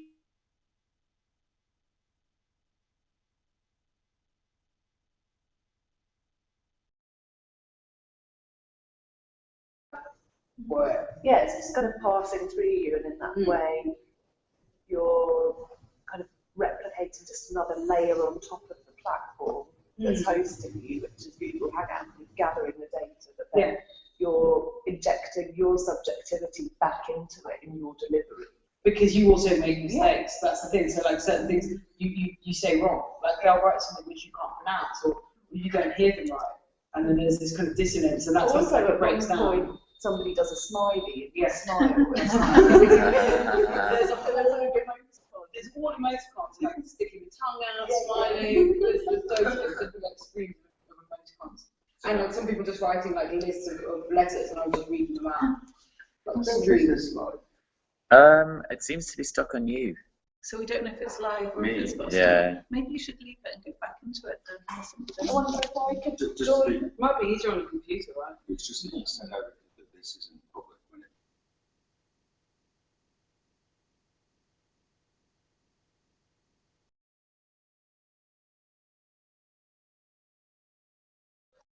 Who doesn't know you at all can join it. unless they have the YouTube link that we That you sent them, but not anybody can just join it. It's not. not join the conversation. Yeah, they can watch it. Whereas this is the weird thing with the public Google Hangout. Okay, anyone can just log in and join. But you can't. You can't. So is that a Google Hangout on air? Yes, and you can't stream it live. So this public one that I did, you can't stream it live. If you want to join in, you have to join. You have to be part of it. So again, that's kind of interesting because it means that people can't just watch. They can't just hide. They can't hide. They can't learn. If you want to be a part of it, even if you don't want to say anything, you've got to be there. So I would know you were there. So there's that. There's how do they find out about it? Well, this is what's so weird. I don't know how it works. Well, you can. You can. Yeah, you can see the live conversations. Public live. Yeah. But I think ours is coming up there as well. But can anybody join it? I don't know if they can join it. Yeah, they can view it. Because it was important, because it was this idea about any old brand that can join it. And then It's not on my. Somebody from Pakistan, Let me somebody see. from I can't invite you. So we're back live. Do you want to? Definitely people that I wouldn't be able to kind of.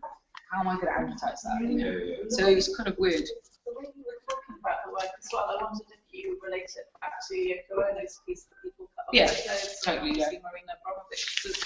That was one of my research images, yeah. But I guess the difference is that they're still they're actively not interacting at all, but you're kind of being more active, I guess. So I don't much more to say about that. I don't know much about that work, but when I was thinking about what I might do while in this residency, I was going to potentially represent that work in terms of inviting people to come back home. But I've not had a chance to kind of explore that work or get around to panic statistics.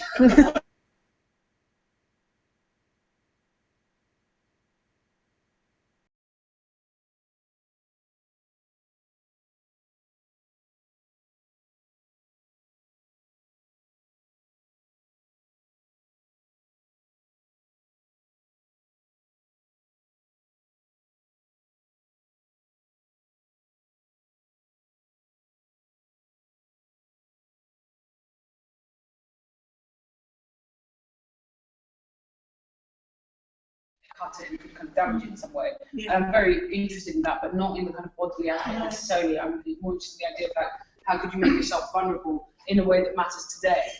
Because like now everybody's done all the blood cutting and whatever. That's kind of like, to me anyway. That's not actually making yourself vulnerable because it's already been kind of done at the end. But there's other ways to make yourself vulnerable. For example, by giving up your artist brand, let's say, or by letting somebody else manipulate you in some way. And actually, that's more risky. Or purposefully losing your passport or things like that. But do you see in these works that you're giving up your artist identity? No. Because yeah, and this is one of the reasons why we insist that you wouldn't consider your practice collaborative, because it always comes back to your cultural capital. Yeah, and my authorship. Yeah, it's always your name on it. Yeah, which is therefore not a collaboration. In a sense, but yes. But you're also interested. Like one way I was thinking about it was through the idea of shared labour. That's definitely. Even though you might not call it collaboration. The reason that maybe you have like a resistance to the idea of collaboration is because always this word called conviviality comes up, which is, you know, described as a very smooth process, which is like a micro-utopia somehow. And actually, like, that's not my experience of working in collaboration at all. It's, you know, the failure of the post-war generation that they're now reacting against, and have to redefine these terms within the realities rather than like these imaginings and actually collaboration, I think, could be a way of describing your work, if only it was stripped of all of those associations of another generation, perhaps. But we're just constantly collaborating with data, and we're constantly collaborating not just people, but institutions. You know, but also, because we were talking a little bit about this in the morning, I was kind of thinking it through. It's like, I suppose one of the things that I'm a little bit wary of, and, you know, interested in at the same time, is this idea that, like, if we call work like mine collaborative, then in a sense, and kind of give it a positive ethical spin, let's say. No, it doesn't have to be, but I suppose because there is, as you say, there is this legacy and this lineage of collaboration having a kind of positive spin to it, then what that could also translate into is let's say, collaborative, or let's say shared labour, kind of crowdsourcing, things like, you know, so forms of distributed labour where everybody does a little task and it comes together and creates value. Let's say, and kind of prosumer models like that, it could put a positive spin on that to the, you know, to the extent that it kind of negates the fact that there's also a lot of exploitation in that. You could say that companies like Amazon or Google and whoever else, you know, there's an exploitative dynamic, but it kind of gets spun as collaborative, hey, shared labour.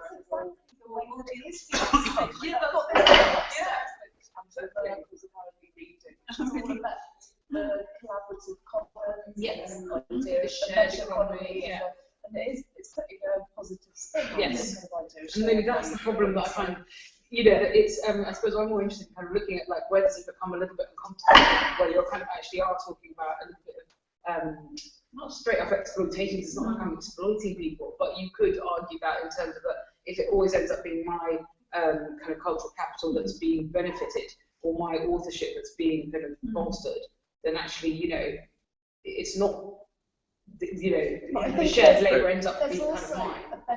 There's an assumption there that the end product is your artwork for you, it's your authorship, your cultural capital. But who's to say what these others who are contributing to shared labour, what they're getting from it? Absolutely. And the need and the reason why they're joining that live hangout, the Grand Union, or any other work, and you're not aware of their particular needs, and maybe you'll never know, but they're real and they're different from yours. But not just that, but there's also a sense of, like, you know, I'm not making the work like just for the hell of it, just to amuse myself. There's also a sense of, like, you're trying to do something with it. So in that sense, it's not. Do you know what I mean? Like, it produces meanings, even if they're uncomfortable or whatever.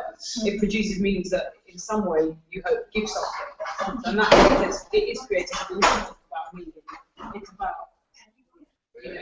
But is collaboration something like an aspiration for you? Is it something that you're striving for, or because I think it's kind of like the sort of the default position of artists and academics is a sort of a cynical one, or to take a critical position. And I kind of think, like, I agree with Helen, collaboration is actually full of antagonism, and we all kind of are, like, aware of it, in this notion of this kind of harmonious kind of partnership is a sort of a bit of a fallacy. But at the same time, I think I feel like I'm sort of still striving towards that. Yeah.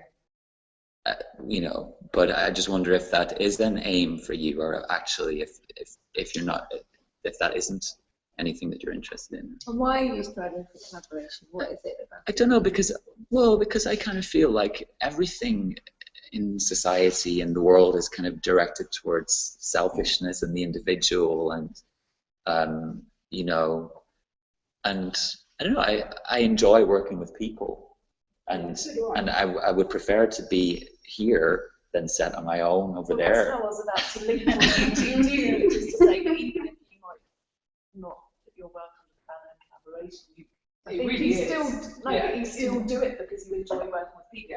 It's the same. Yeah. It's the same reason I do it as well. But yeah, but also I think the other thing about oh, right. I think there's also a question of audiences, and maybe part of the reason why I work with other people is because it's a sense of like I'm really interested in like public and private, and again, how that kind of carries over from a feminist context. But when you're talking about public, it's like working with other people, particularly if you're an artist and you're using like Twitter and Facebook and work with people you meet through these platforms. Another way of looking at it is working directly with the public, and that's kind of making them part of the work in some way. So that's kind of my, that's another one of my real interest in it is how that positions the artist then in terms of an audience, and is their audience the same as the public or their public? Like, for example, some of the projects I do, I work with like my parents, or like random people I meet on Twitter, or both at the same time in the same project. Like, what kind of public is that, or audience? And I mean, those are the kind of things I'm interested in as well. I think in terms of maybe the lineage of collaboration, in the 20th century, collaboration was almost used as a means of avoiding authorship, and that could definitely link to collective authorship. Other means of banners of authorship as artists, as institutions, for example, claiming collaboration. You're kind of returning to authorship, but still through collaboration. Yes, yeah. I suppose it's because also it's part of this maybe not wanting to fall into the traps of becoming disingenuous in terms of the involvement of the collaborators or the participants, insofar as that there has often been a claim made for it that they're maybe getting something out of it more than what it is that they're actually getting. And I say that having worked for many, many years in community arts, and therefore, alongside my own practice, which at some point was very separate from the work I did with young people, let's say. And I think that's maybe why as well, just kind of questioning myself really within it. Yeah. And it's not because I want all the authorship, I'm not really interested in that, it's just that I don't want to be disingenuous insofar as, in a way, but it's just more the sense of like, if basically I've got lots of other people to work on the project, and I said, yes, this is collaborative, but actually in the end, it's really my work. I'd kind of almost rather just be honest, or, be almost upfront about that, even if they are involved in it, and kind of just bring up other questions to do with, well, what do they get out of it? Because it's not just by default you're kind of trying to be honest. I think your identity really foregrounds your work, and that's really important to the way your. Or you mean my work really foregrounds my identity?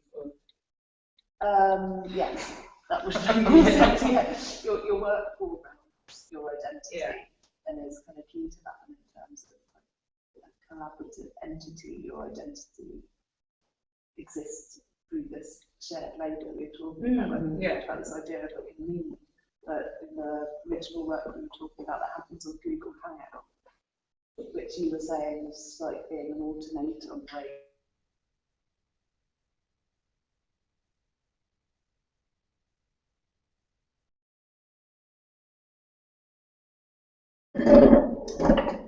Of becoming a meme in which like your own identity isn't separable from the.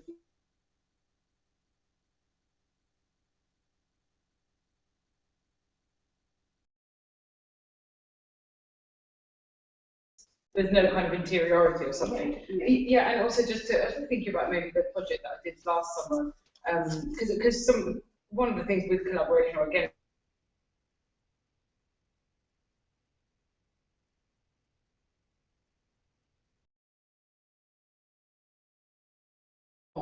with other people, which maybe is collaborative in that sense, but giving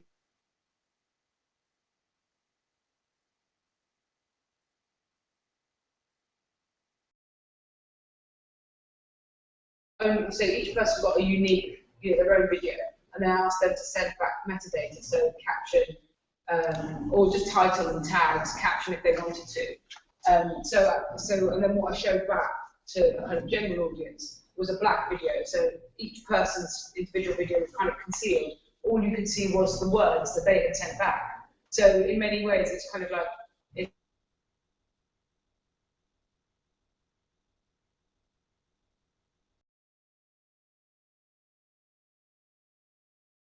let's say, is hidden. But then you doesn't put those videos online, but then you showed it in the gallery. So on one day. Yeah, So yeah, on one day. So so you had to go in. A physical thing, yeah. If you wanted to come and see it, like see the whole video, and it was presented just as one long, one long piece, but it was not visible online. I'm wondering if that feeds quite well into thinking about your work in distributing and stageless distributing performance publishing in terms of this moment of collective publicness and then this collaboration and how it might distribute into public forms of private forms of visibility. And that existing as an alternative to a public institution where the work would permanently be on the stage with a kind of assumed public. There's a way that you're collaborating, you're almost associating with this idea that the prosumer has their product tailored to them by having an individualised conversation. Which is kind of what I was doing as well, yeah. Like basically it is distributed, each person has their own video. Yeah. I was just going to ask Morris, do you feel any sense of loss when you give a piece to a company?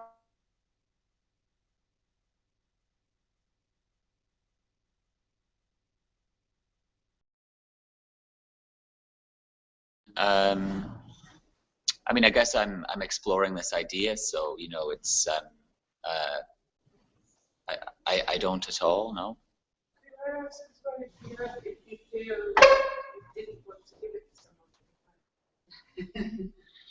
Yeah, I mean, what? I was going to say that there was a moment yesterday where you think with the kids. Yeah, I mean, yeah, like because the Blackie does a lot of kids workshops, and so there was like a group of 15 kind of kids, and Bill told them about what was happening, and then there was this crazy kind of barrage of not having much experience with kids, I didn't realise what I was about to unleash when I kind of said, oh, and everyone can have one, and it was like, oh no. What did you do? How did you manage that? Criteria then, which is No. Don't trust the kids, man. Well, it was just that, the intention is, why I felt I'd done the wrong thing to unleash that was that it wasn't preparation. I knew the intention was to learn this process and part of learning. Could you close that door? I just thought it was never intended for 20 individual kids, otherwise on the hunts that way. It was trying to be an exploration in terms of what people felt the transaction might be, and less about grabbing something. But isn't that inevitable if you open up something like that to happen? These kinds of situations are obviously going to happen. Yeah. And I think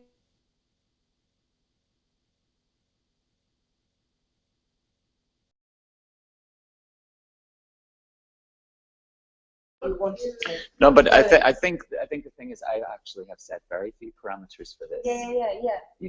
And that's and then when a group of kids come in and sort of there's this challenge in this way. I mean, one thing that people have been saying is, oh, someone's told me you're giving these away, and I've said no, I'm not giving them away, but I'm asking you if you would like to be the keeper of them, the temporary custodian of them. And there have been a few people who've then said, oh, right, okay, I'm not interested in that. Yeah.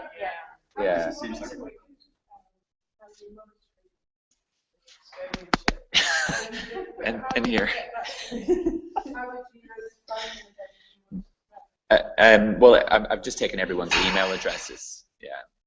But it's trust, isn't it? Because if you're moving house and you're like, oh, I got really carried away in that moment, and now I just can't.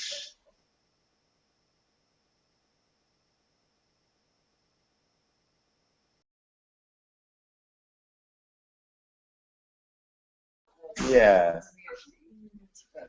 You know, I did this. I did a project a couple of years ago where I gave drawings out on free cycle. So it's kind of similar. Right. So, but I asked people to, in exchange for the drawing, they had to say which drawing they wanted. So I had a flick around, and they had to explain, they had to say which one they wanted and why. Yeah. And then when they came to my house, we sort of had a chat, and some of them like up to an hour, we just sat having tea, and then they had to pose with the one that they'd chosen for a photograph, and then that was the flicker album. And I also wrote an article about it for like a local newspaper, like Hackney, System or something. So that's really kind of how it went out. And when did this happen? When did I do this? Yeah. Maybe just over 2 years ago. Yeah. Maybe. And have you had any contact with those people since? Yeah. I mean, we vaguely stay in touch, and yeah. one of them entered the. He is part of the Bipolar Self-Help Association in Walthamstow in East London. Yeah.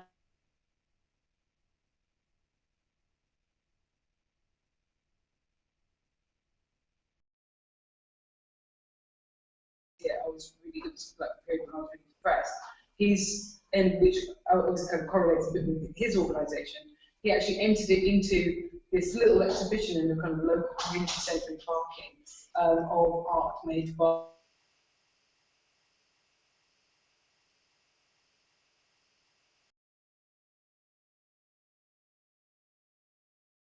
This other, so you know. Yeah. It's gone kind of. And those unforeseen outcomes are really interesting, I think. Yeah. So you were about that, where you were about being. I mean, I think I find it interesting. I mean, I do like this thing of like giving up, giving something up, like gestures of kind of.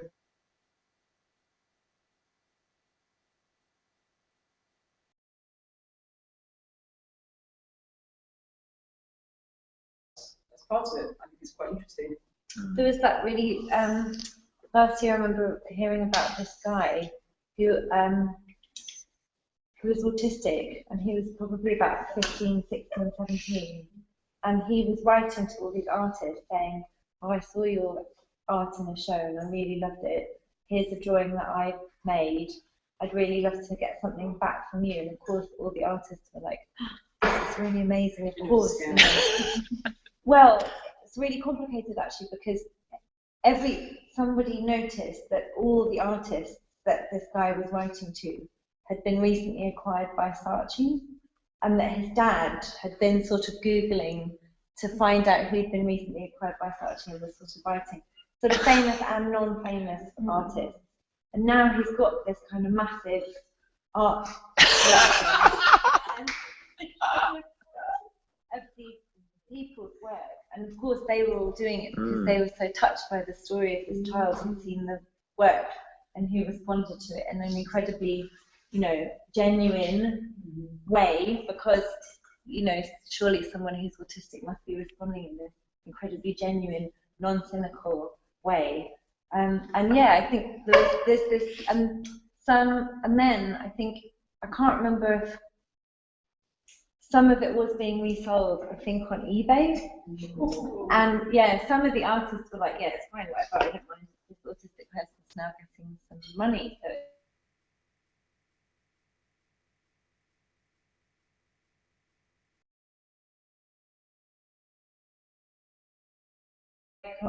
it would be interesting to know who was really cross and who wasn't. Yeah, definitely. I can't remember.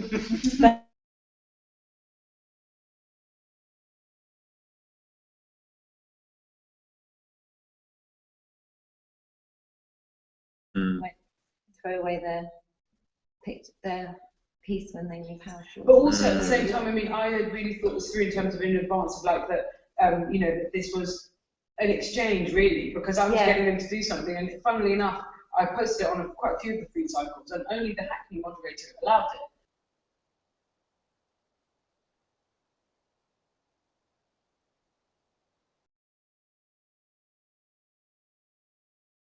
it. The stuff that they've written, and for this photograph of them, so a gesture of them kind of exposing themselves. So that's not free. It was that the Hackney moderator was interested in it. He saw it as an interesting use of free cycle. But again, you know, whenever I've done these projects, like, because I also did something where I meditated with people who I contacted through Insight Timer app, which I'm also part of. Like, it's a meditation kind of community. You know, they are also trusting you that you're not some kind of, like, what's in this for you? Had to ask quite a lot of them actually, because you asked them to provide their diaries. They sent me their meditation diaries. I rewrote them, sent them back to them. They voice recorded them and sent them back to me. There's a lot of labour involved, Yeah. isn't it, on top of. Oh, totally. On top of the trust of them also meditating with me. And again, you know, that maybe sounds like no big deal, but to Skype with somebody on the other side of the world and then close your eyes for 10 minutes. I mean, I don't know, like, they could have been wanking. And you only know afterwards, within 10 minutes after you both open your eyes, that actually neither of you have opened your eyes for 10 minutes. Or, you know, that just to sit in silence with a complete stranger on the other side of the world. It's true, right? I mean, it's absolutely, like, you know, and it does cross your mind. How did you rewrite their diaries? Like, what did you just, like, did you put your own thoughts into it, or? Well, I mean, not intentionally, but of course I did, because I did it. But I was using a kind of this text analysis program, which it picks out kind of top phrases and it kind of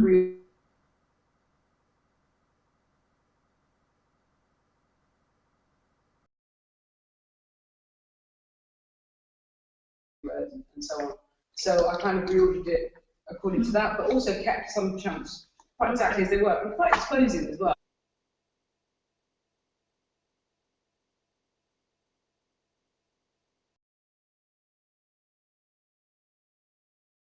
Seals them to a certain extent, but of course, you know, they're told that if you don't want to do this, you don't have to. Or, you know, if you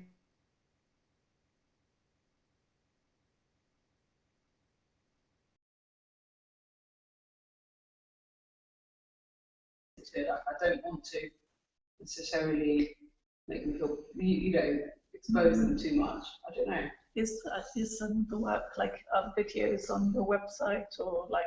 It's on YouTube and on my website, but it's a 40-minute video, so it kind of imitates like meditation videos, which are, you know, quite long, and basically nothing really happens.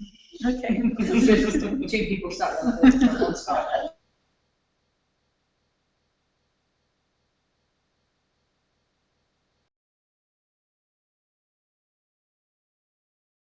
Meditation diaries as well. So you hear my voice as a cut. I mean, not that you can necessarily tell whose it is, but I mean, yeah, you can tell it's mine overall because mine repeats. Just to go back to the theme of collaboration, I wonder if within like all of these projects we're talking about, maybe they kind of present the possibility for collaboration rather than actually being collaboration. And within them, there might be one person that goes at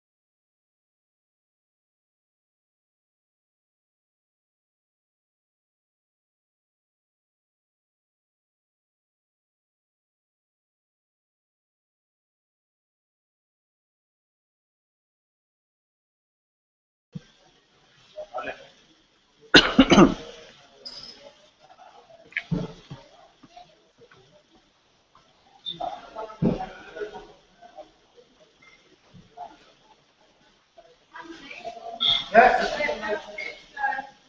Yeah.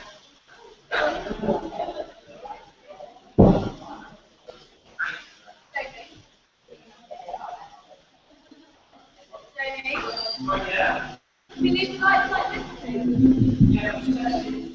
They can start. What do you do?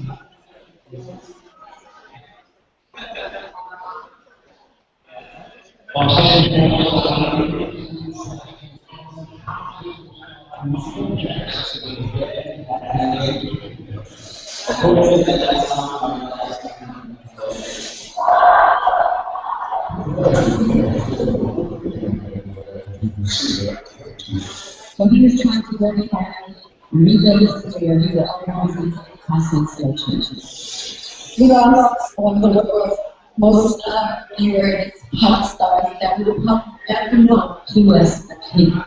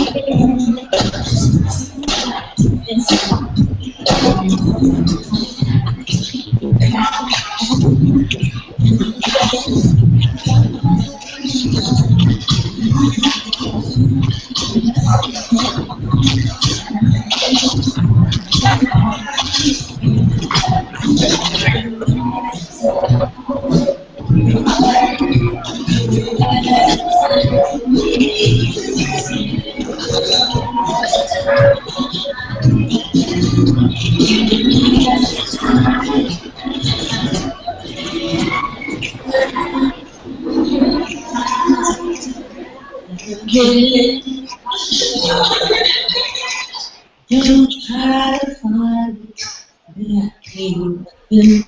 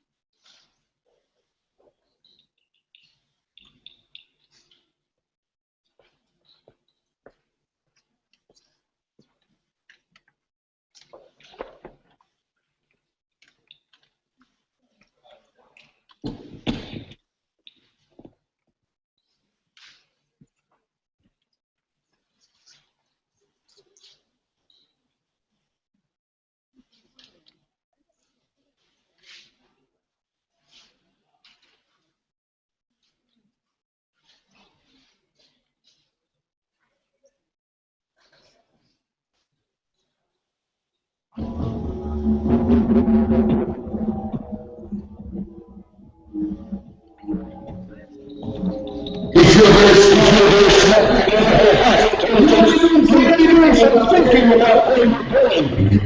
Yes, right. What is that is absolutely certain. One of this is you should go ahead and be faithful to the facts of this. You are going to die. You will leave planet Earth. I know you can't, but that doesn't make a further. But when the day you go out with the last sweat, your heart will beat. It's the last time. There will be no more life left in your body to keep your soul going.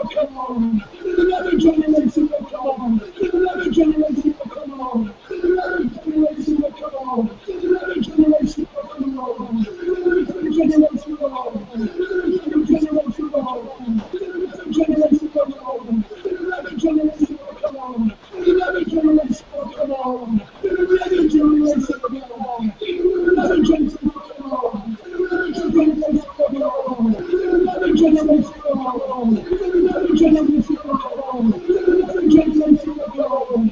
Another generation will come on. Another generation will come on. Another generation will come on. Another generation will come on. Another generation will come on. Another generation will come on. Another generation will come on. Another generation will come on. Another generation will come on. Another generation will come on. Another generation will come on. Another generation will come on. Another generation will come on. Another generation will come on. Another generation will come on. Another generation will come on. Another generation will come on. What does the Bible say? We just got a bookmark for me. What does the Bible say? The truth. I've never lived access to truth. Most Christians have never lived from generation to generation. The sad state is that today, most people are as ignorant of the Bible as they can be. That's why we're going to toss from one church to the next church, and not to the next doctrine. It's because we're a set of flaming slam butts, because we don't realize that God's word. It's a sad commentary, but the Bible has not changed. Hell is real.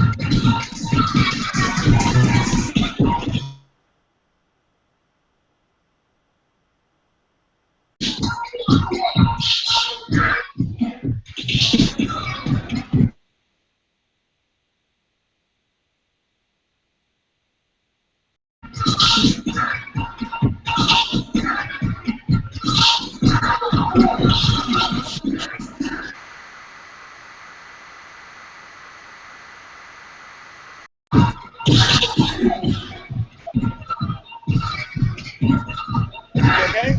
Yeah, I had to walk around a little bit. Can I introduce you to Rosie from the biennial?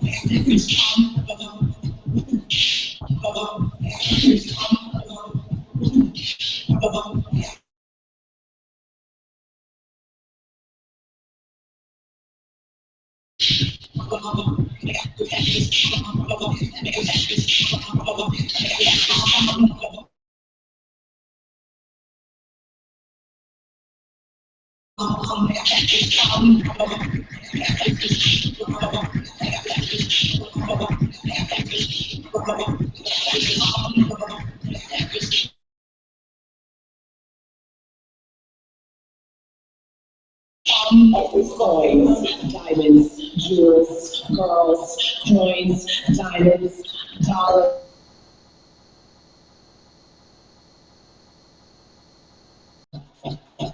Bitch, I own the world. I keep the poison safe. And I never lost.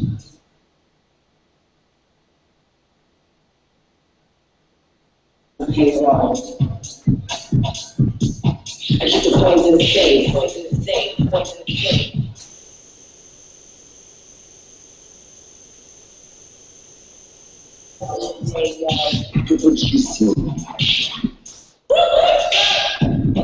Payroll.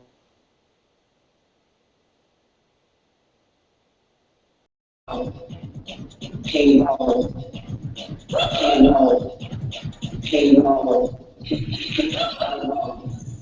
Payroll.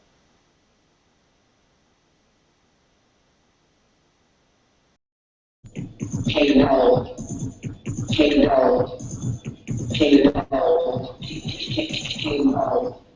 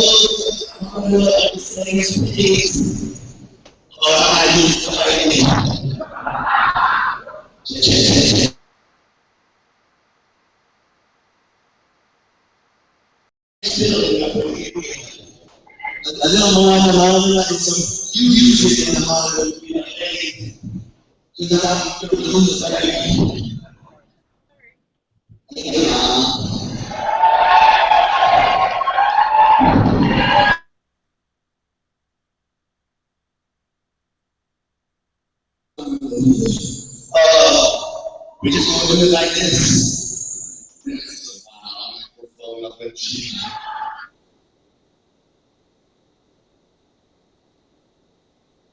I'm from Austin, Texas, and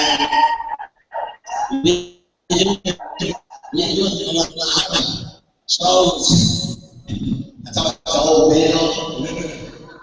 Yeah, talking about the movie shit here, and Liverpool. So oh shit.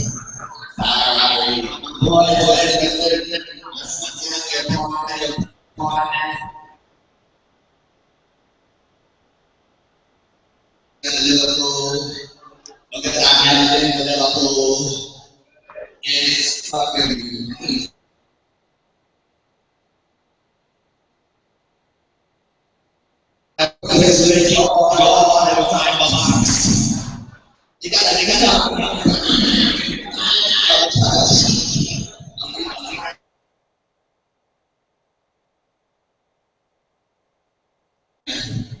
So I'm gonna go ahead and sing this little song, and it's one of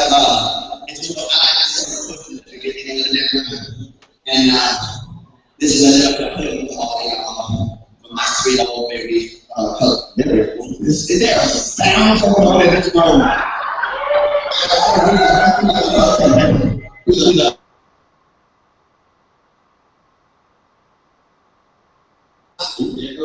This is my boogie song for all y'all, and it goes something like this.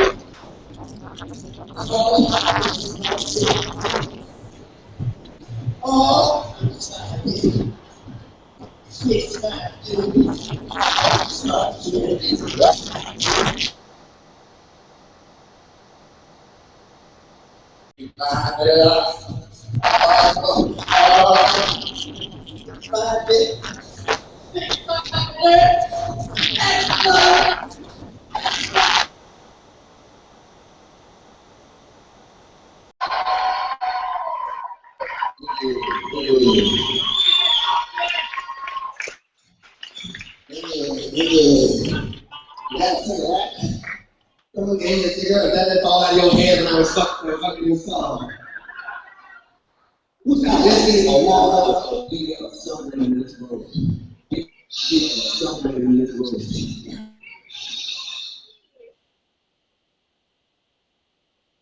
Thank God for you being put on this plane. Every time you go home,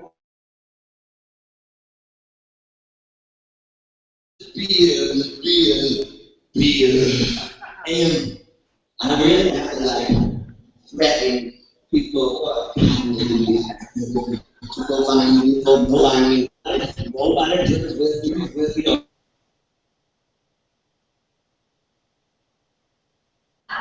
Shut up.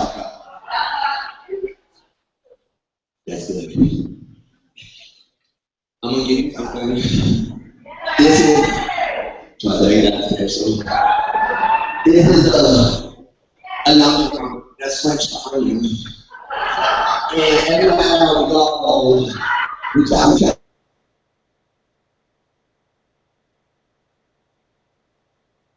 I can't get nobody see y'all, I don't know y'all. I feel you, though. I feel you. I'm a little scared. This is a rock now. And I'm going to get it to you because when I'm going to do you can tell me. But this is that myself can go through the room and agree the underground is safe. So if you find my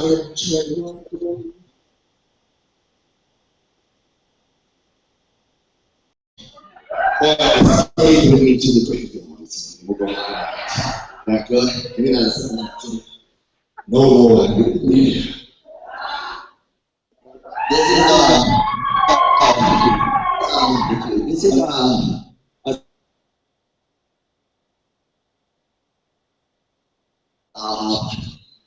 big people that you all, they're called they live in their valley. Everyone in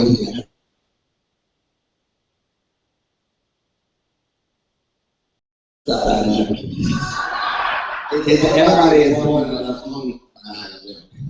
And then you know, I was sitting there, well, when you all came out, the people out there, in the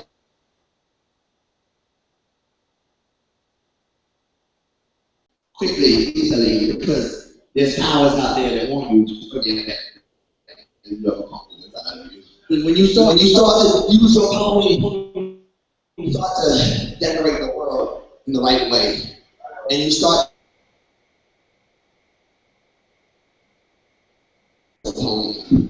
and it's dangerous to say, dangerous to people. A lot of people, their ponies are sick because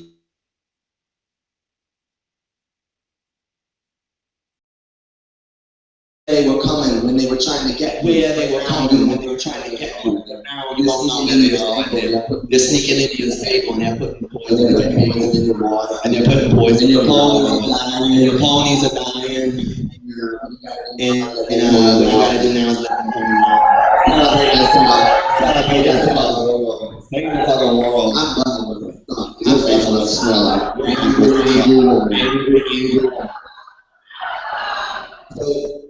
So that might inspire your community a little bit too. But I wrote this song to celebrate ponies inside of all of us. And I hope that y'all. Because this is a gathering of special people who came here today to celebrate some amazing works.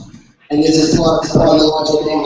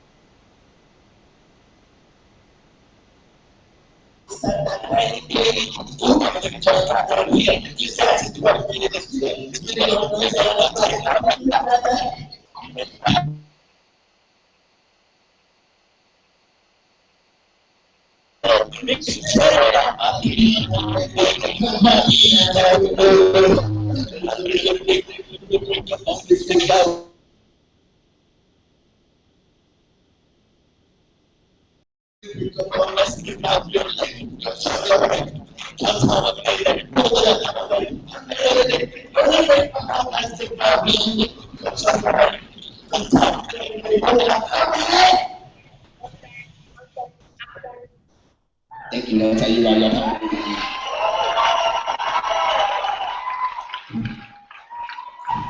How does it? Y'all hear the music out there? Okay, it's quiet. Okay, I sound like I don't know what's going on. Listen to that.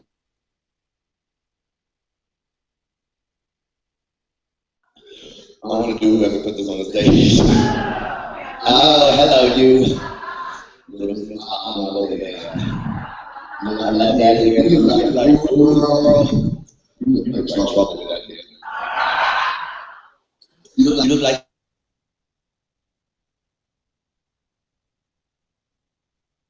Well,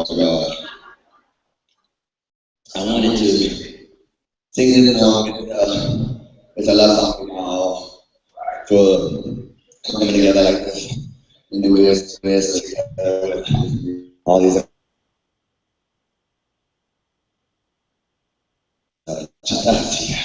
We always in with this crazy shit, and I'd like to throw this down to y'all right now. Just give you a little piece of this. Y'all being up in here today. Let's hit this next one. Please.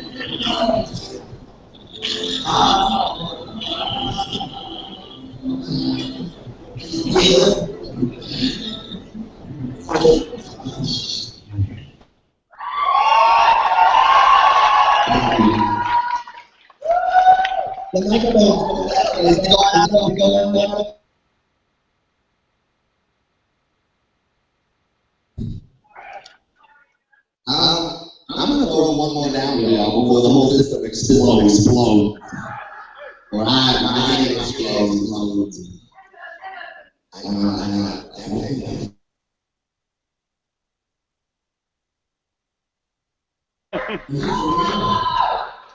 This is man thinking like a draw. It's like a point of business.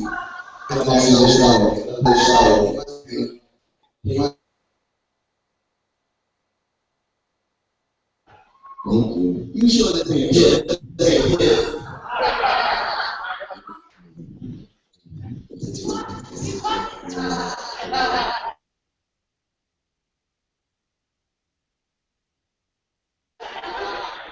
I can be sitting out of cheese grater and all that.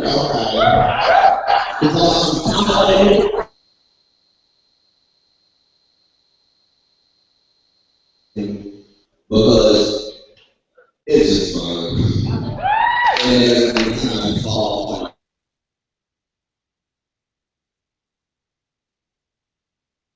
I think y'all are going on to see that over here.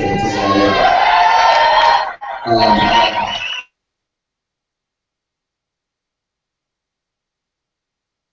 long time. We'll be back at the Islington Hill in a couple of weeks. We're going to be in London, me and my boy.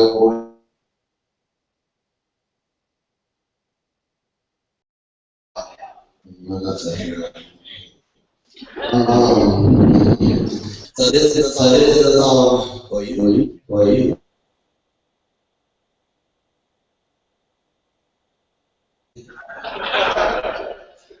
Let's do it.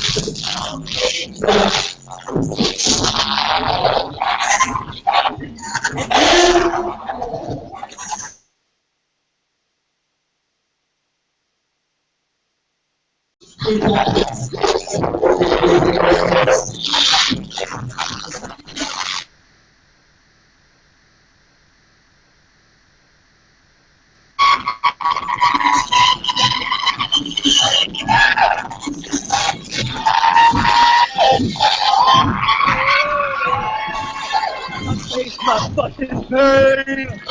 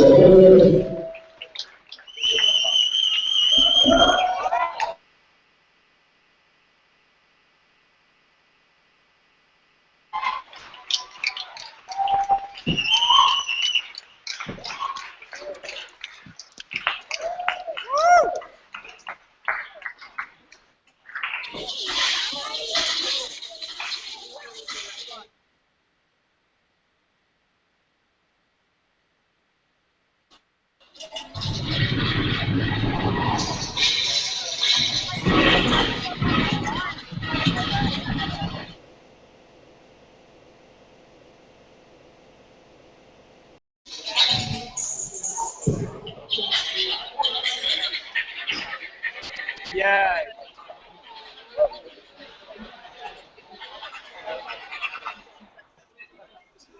What was the other character that what else did she do?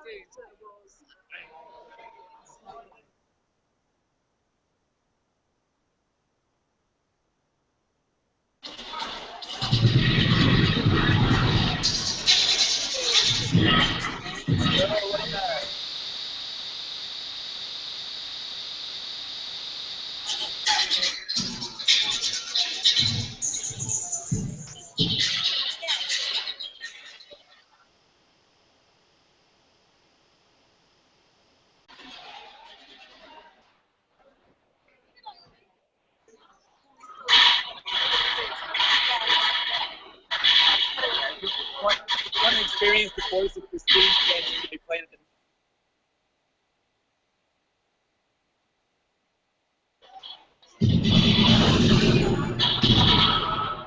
the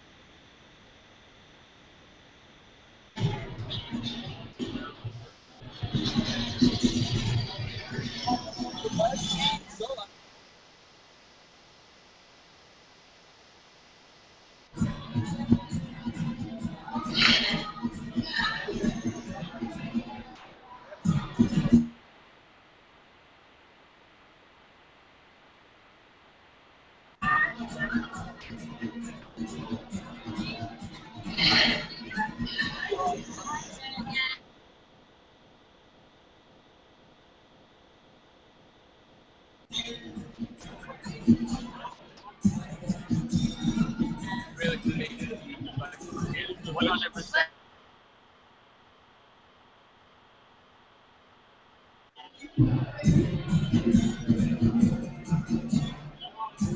Guys, you're right, Stevie. This is going to be playing at the Melon Beach tonight. Yeah.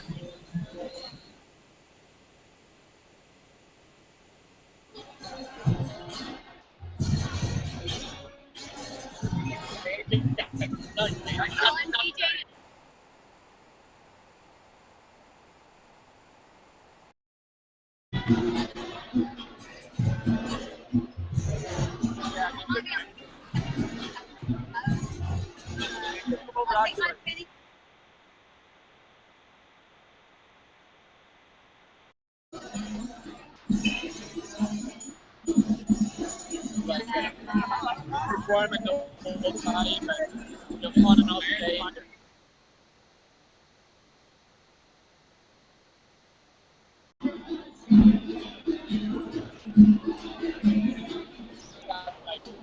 Slightly the wrong way, right? I think it would be better for that.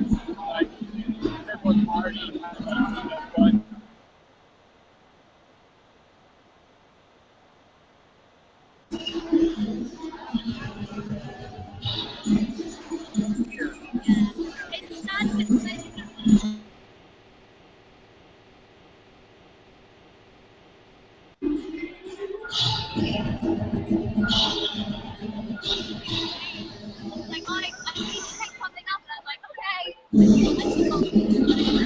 Oh, that's crazy.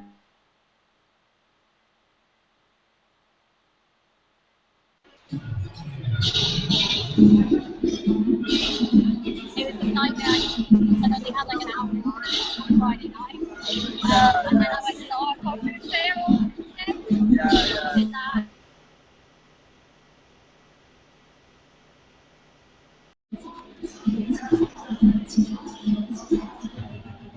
Yeah, one time.